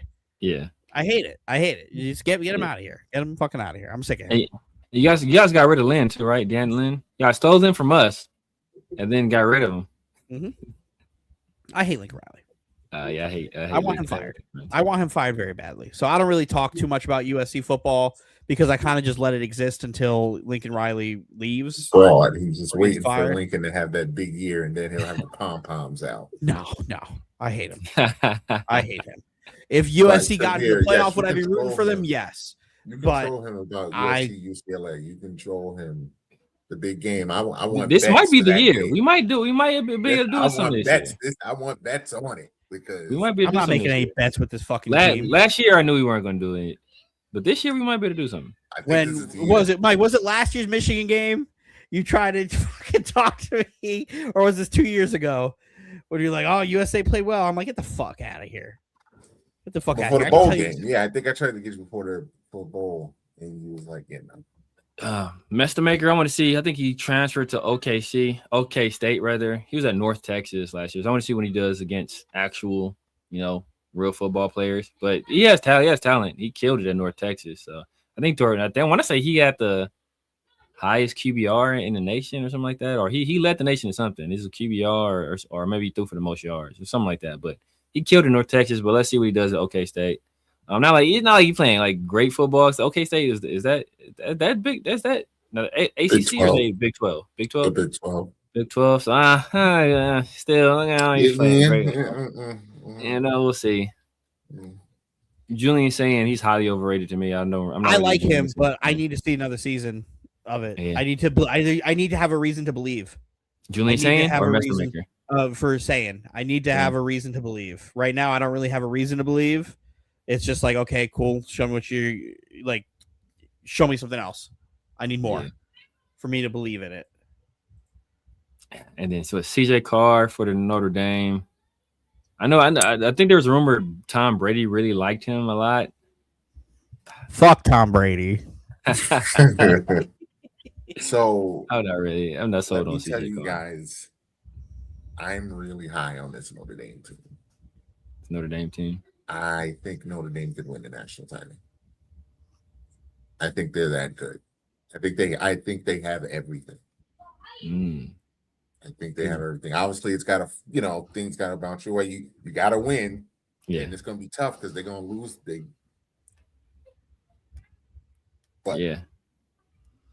But I think if Notre Dame can get in the tournament, they're going to be a tough out. Yeah. Fuck Notre Dame. They because they got what you call this kid. I think he should be stepping up this year. What's the guy that played for the Niners forever? Which one? Yeah, damn. What's the DN? What's my guy's name? His kid is at Notre Dame. I think they're saying he's doing well in camp. I forget his name. God damn it. I can't remember his name. God damn it. Like, but I just want to make it clear. Don't get it twisted. Miami's winning the national title. Just don't get it twisted. But we'll see. We'll see. Kadarius Toney, Darian Mensah, Heisman. We'll see. Heisman. What you gonna do to replace Messidor and Bain though? Scheme. No. Bain, we're not replacing Bain. We're not replacing him. But I think his name is Wilson. I don't like getting people's names wrong, but our D line is going to be really good this year, like really good. So I think that's where they'll offset a little bit, but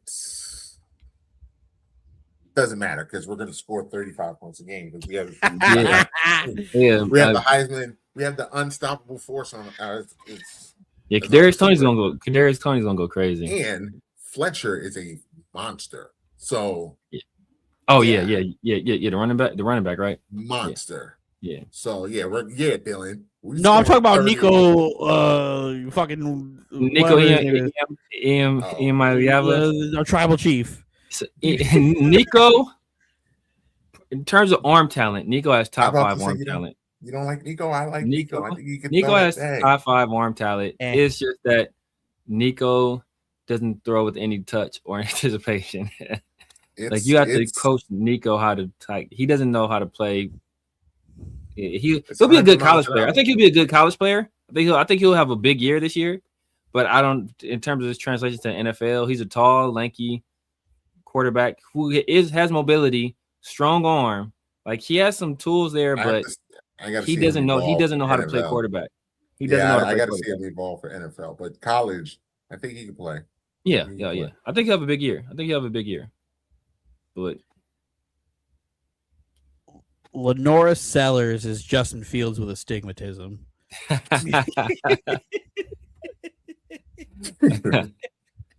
Lenore Sellers is he shouldn't have went back to South Carolina, bro. No, he should have left. He should have left. They're saying South Carolina's good this year, though. Yeah, Shane Beamer stinks. I don't know, but they're going to be ass. Oh, yeah, that is. I forgot. We did bring in Derek Carr. No, look, hey. I think Derek Carr will help because Nico was in that weird ass what's my guy's name? Heifel offense in Tennessee that doesn't translate. Nobody translates well from that offense unless you're a running back. And for the most part, you don't translate well from that offense. No quarterback or wide receiver has done well coming from that system. So, but Derek Carr, when he was at Fresno State, I forget who his coach was, but he was in like a crazy run and gun, type of offense too, where like he threw a whole bunch of passes, threw a whole bunch of backwards passes, a whole bunch of screens and stuff to Devontae Adams. Really, threw for like 5,000 yards in college. They had a crazy year and in a crazy system, but he was able to translate and turn into a solid NFL player. So I think he can help Nico with that transition because I know we are running a more pro style system this year, and I think he helped Nico prepare for the next level. But still, though, Nico has a lot of work to do. Ooh, Mateer. John Mateer, he was killing it. He stayed hurt. Mateer, before he got hurt, he was killing it. He was fucking balling. Killing it. And Sam Levitt, I don't know. Everybody loves Sam Levitt so much. I don't personally don't see it. It's Arizona State, unless he try. I believe he's still at Arizona State. I just don't see it. I don't see it personally. Everybody loved him. Could he be one of those guys that has a big year and he because people were talking about him like last year, like they were in love with him last year, and I just never saw it. I just don't see it for some. I mean, it's just maybe it's just me. But the kid from Josh Hoover is another guy. Josh Hoover is the guy who might have a big year. Yeah, man. Look, 805. You already know, man. You already know how I felt, man. This was the year to extort the Jets. And the Jets might not have been desperate enough though, because I don't think Aaron Glenn is in the position where... the Jets I don't think were willing to sell as much to get it. Like if it was going to be as simple as like, hey, we'll give you a swap and like another like good pick, we'll do it.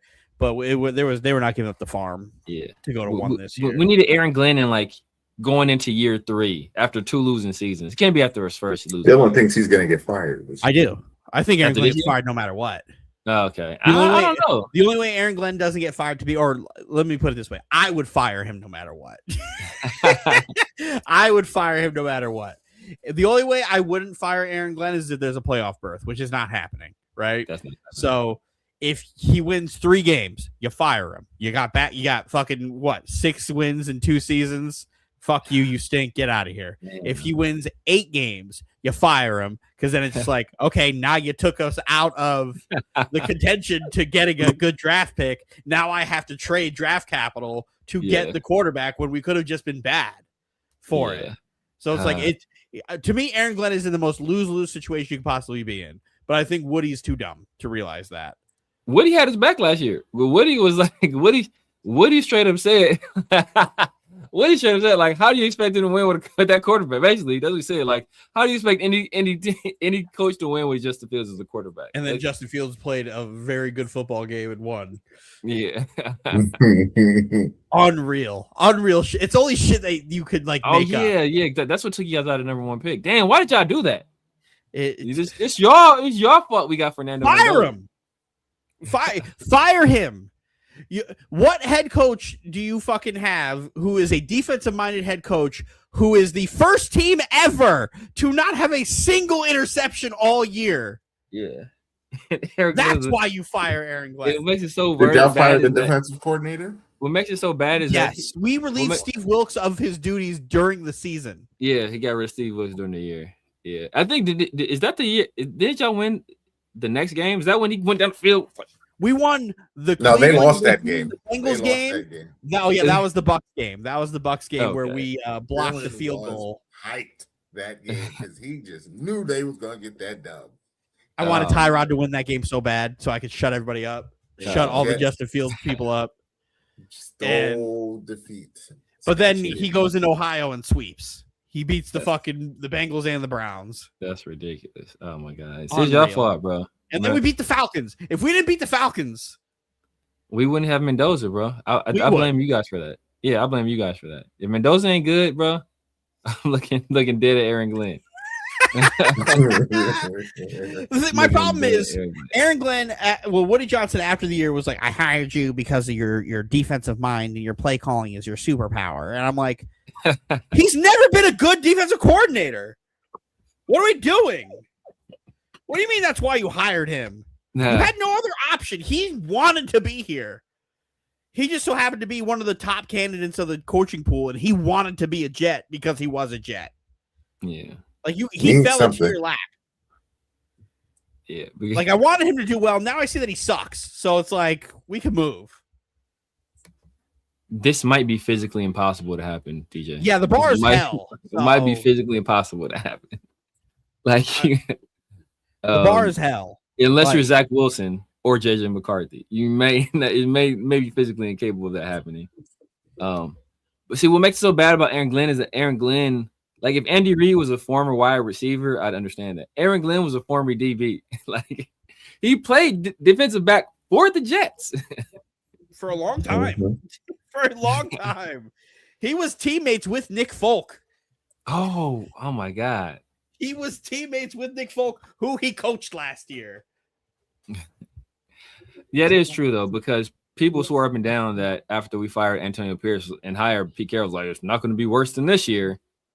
And if Pete Carroll proved them wrong, should have never fired Antonio. I mean, the only way Geno Smith can legitimately be worse than Justin Fields is if he just snapped the football and spiked it every play. And he would still have a higher QBR than Fields did. Yeah, facts. You'd have a higher QBR than JJ McCarthy. Yeah. Yeah. That's why it's like the bar is hell. It's not like the bar is low. The bar is hell. So, like, no matter what, if Geno's bad, I'm going to be happy that he's bad because then I have 3 first-round picks this year. I know you guys do, huh? I can get a quarterback. Dang, man. So it's like if he's, I'm also praying. I'm hate watching the Colts all year. Hate watching the Colts all year because I have their pick. So you guys were in a great spot, man. Because even if you guys, being in 2, once Dante Moore went back, it made it a little bit tougher. You had to choose between like who do you want? Was it going to be Bailey? Was it going to be Reese? Was it going to be Styles? You guys end up with Bailey. But in this next draft, you got Colin Simmons and Dylan Stewart. I think, man, like Colin Simmons is my favorite player in this next draft, regardless of position. That's crazy. Jeremiah Smith is my favorite player, regardless of position. Colin Simmons is number 2, but Dylan Stewart's gonna be a dog too. But then you got all the quarterbacks coming out too. So you guys are like in the catbird sheet where you guys like there's a lot of options for you guys to go. And even if you guys aren't picking high, like you guys got the trade capital to move up and get a quarterback if you want to. And if you have a high pick, you'll be able to get a quarterback. And then all the quarterbacks are going to push a damn good player back to your next first round pick. So you guys are in a sweet spot right now. And it's like, let's say Geno stinks or Geno gets hurt and Klubnik turns into like, hey, he could play. And if Klubnik turns out he could play, this is not me thinking he's going to or anything. This is like, hey, best case scenario, Klubnik comes in and he's good. Now you get to look completely different at where the draft is and what you're looking at. So would it be wonderful to not have to waste the first round pick on a quarterback because the kid we gambled on the 4th round pick turns out well? Perfect. But like Geno's is a 2-year at most answer where it's like he's this year, maybe next year. Yeah. You have to have the second guy there for it. That's why Aaron Glenn can't be involved in that spot. Klubnik would have to go crazy. He would have to go crazy. Like for you guys to pass on like Moore and Mensa and Chambliss and like all these guys, he'd have to go. It doesn't even have to be playoffs because bad quarterbacks can get dragged to the playoffs depending on how the system works. He would have to be like Andrew Luck. He would have to be phenomenal for them to be like, we're not drafting Dante Moore. We're not drafting Arch Manning. We're not drafting Darian Mensa. We're not drafting these guys. Gabe Klubnik is the guy. Like, you have to have for sure the thing there. And the only way you could do that is if he just shows, he's like, yeah, I'm just going to throw for 400 yards like 10 times. He'd have to go, but he'd have to go crazy. Oh, yeah, Garrett Wilson has fucking 2,000 yards receiving because of Klubnik. Yeah, man. If you guys skills players, like, man, you guys got him, Cooper, Sadiq, and Breece Hall. Kenny Sadiq was my favorite pick of the draft for us. There was a lot of people who were like, "Oh, I don't know." I did not think they had the balls to take him. Yeah, I did not think they had the balls to take Kenny Sadiq. I was like, "That's it. Yeah, Kenny Sadiq is new age Vernon Davis, mm-hmm. but he moves way better than Vernon Davis. Vernon Davis was a great athlete, but he was like rigid as an athlete. He wasn't like fluid. He's just big, strong, fast, straight line. Kenny Sadiq moves well. Like when I saw him running around, I'm like, this dude shouldn't be able to move like this. Like at that size, but that kind of build, like he shouldn't be able to move and sink his hips like that. Yeah, that dude's. I hope he comes out with chainmail and Scott Steiner's fucking music. Shout out to all my freaks. Oh man. Yeah, I think we can wrap it up right there. We can wrap it up right. Trade for Mike Tomlin. Yeah, I should have did that. Yeah, hey, we got Raiders, Titans, and Jets. So all we need. Listen, it's just fucking therapy. It's just therapy. Yeah, I always say the Jets are Raiders East, or the Raiders are Jets West, however you want to say. But yeah, we share a kinship. The Jets always talk. We always talk about Kenny Stabler. The Jets always talk about Joe Namath. I don't. I shit on Joe Namath. Yes, Dylan actually doesn't like the greatest player of his franchise. Really? Oh my god, that's not Curtis Martin.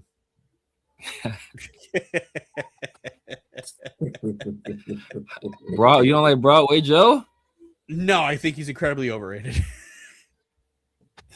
Crazy. Yeah. I mean, I don't think.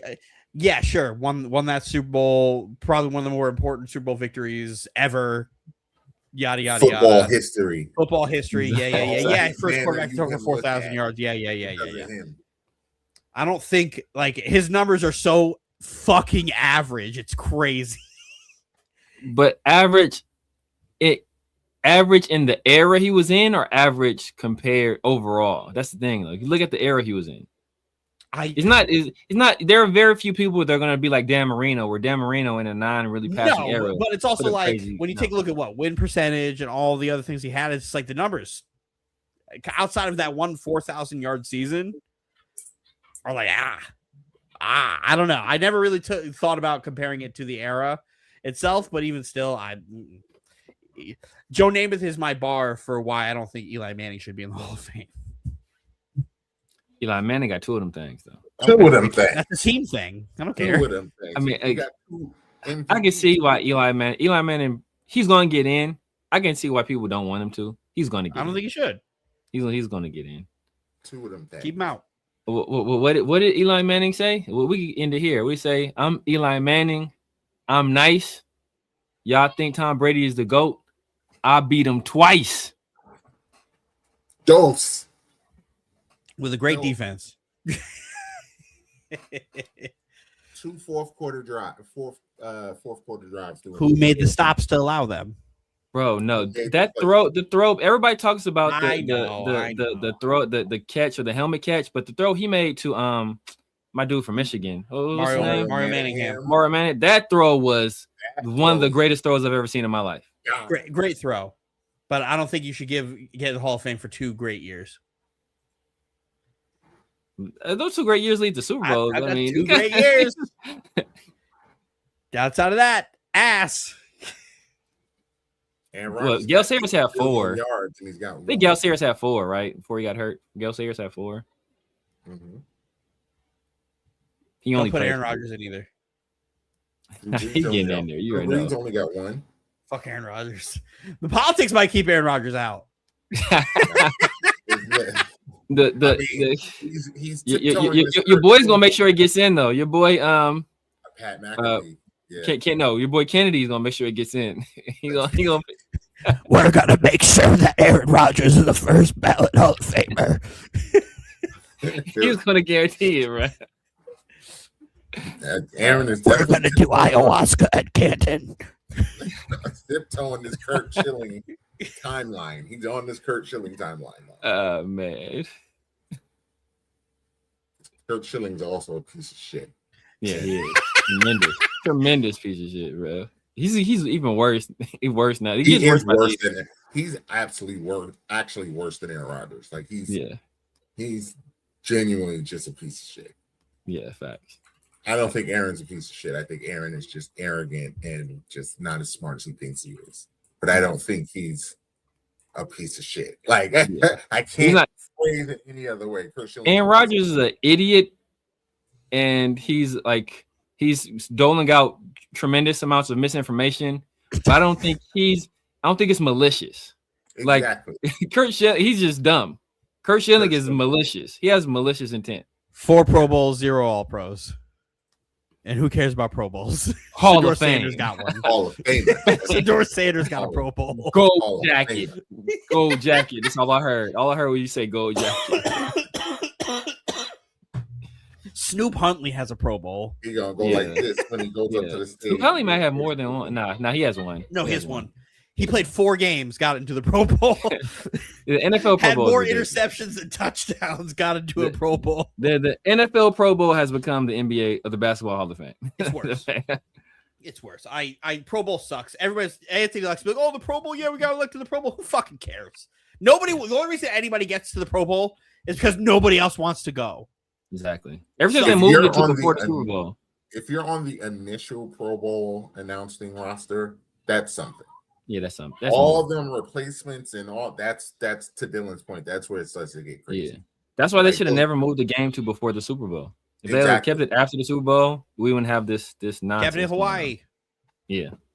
Or just move it to Vegas. I think moving it to Vegas would be a good, just permanently in Vegas. Move to Vegas. They can move it to Orlando. It seemed to be really perfect. Or, yeah, Orlando would be great too. Yeah. Nope. What? Stinks. Just get rid of Pro Bowl and just keep All Pro. That's it. Yeah. All Pro matters. Pro Bowl. All Pro matters. Yeah. You gonna bust freestyle before we? I've rapped since people were wearing skinny jeans, man. I'll have 4 bars next week for Eli Manning not getting to the Hall of Fame again. Well, stay tuned for that. Be back. And we'll be back. Before we go, who gets the? No, fuck it. I'll ask after. Never mind. You sure? I'll cut the music. Who gets into the Hall of Fame first, Cam Newton or Eli Manning? Eli's up first, isn't he? Yeah, Eli's already up. Eli's been up for 2 years. Eli's gonna get in there first. Cam comes up. This is now up. Eli's gonna get in before Cam. Eli's gonna get in, but Cam might not get in. Cam will get in. I think he'll get in. They might make him wait a while though. I think they gotta make Cam wait. I think Cam gets in before Eli does. I don't think. I don't know. They also don't like Cam. Yeah. I don't give a fuck. Offensive Player of the Year, MVP, Rookie of the Year, All Pro, you name it. Cam Newton. Cam going show up to his Hall of Fame speech dressed like a Canadian mountain.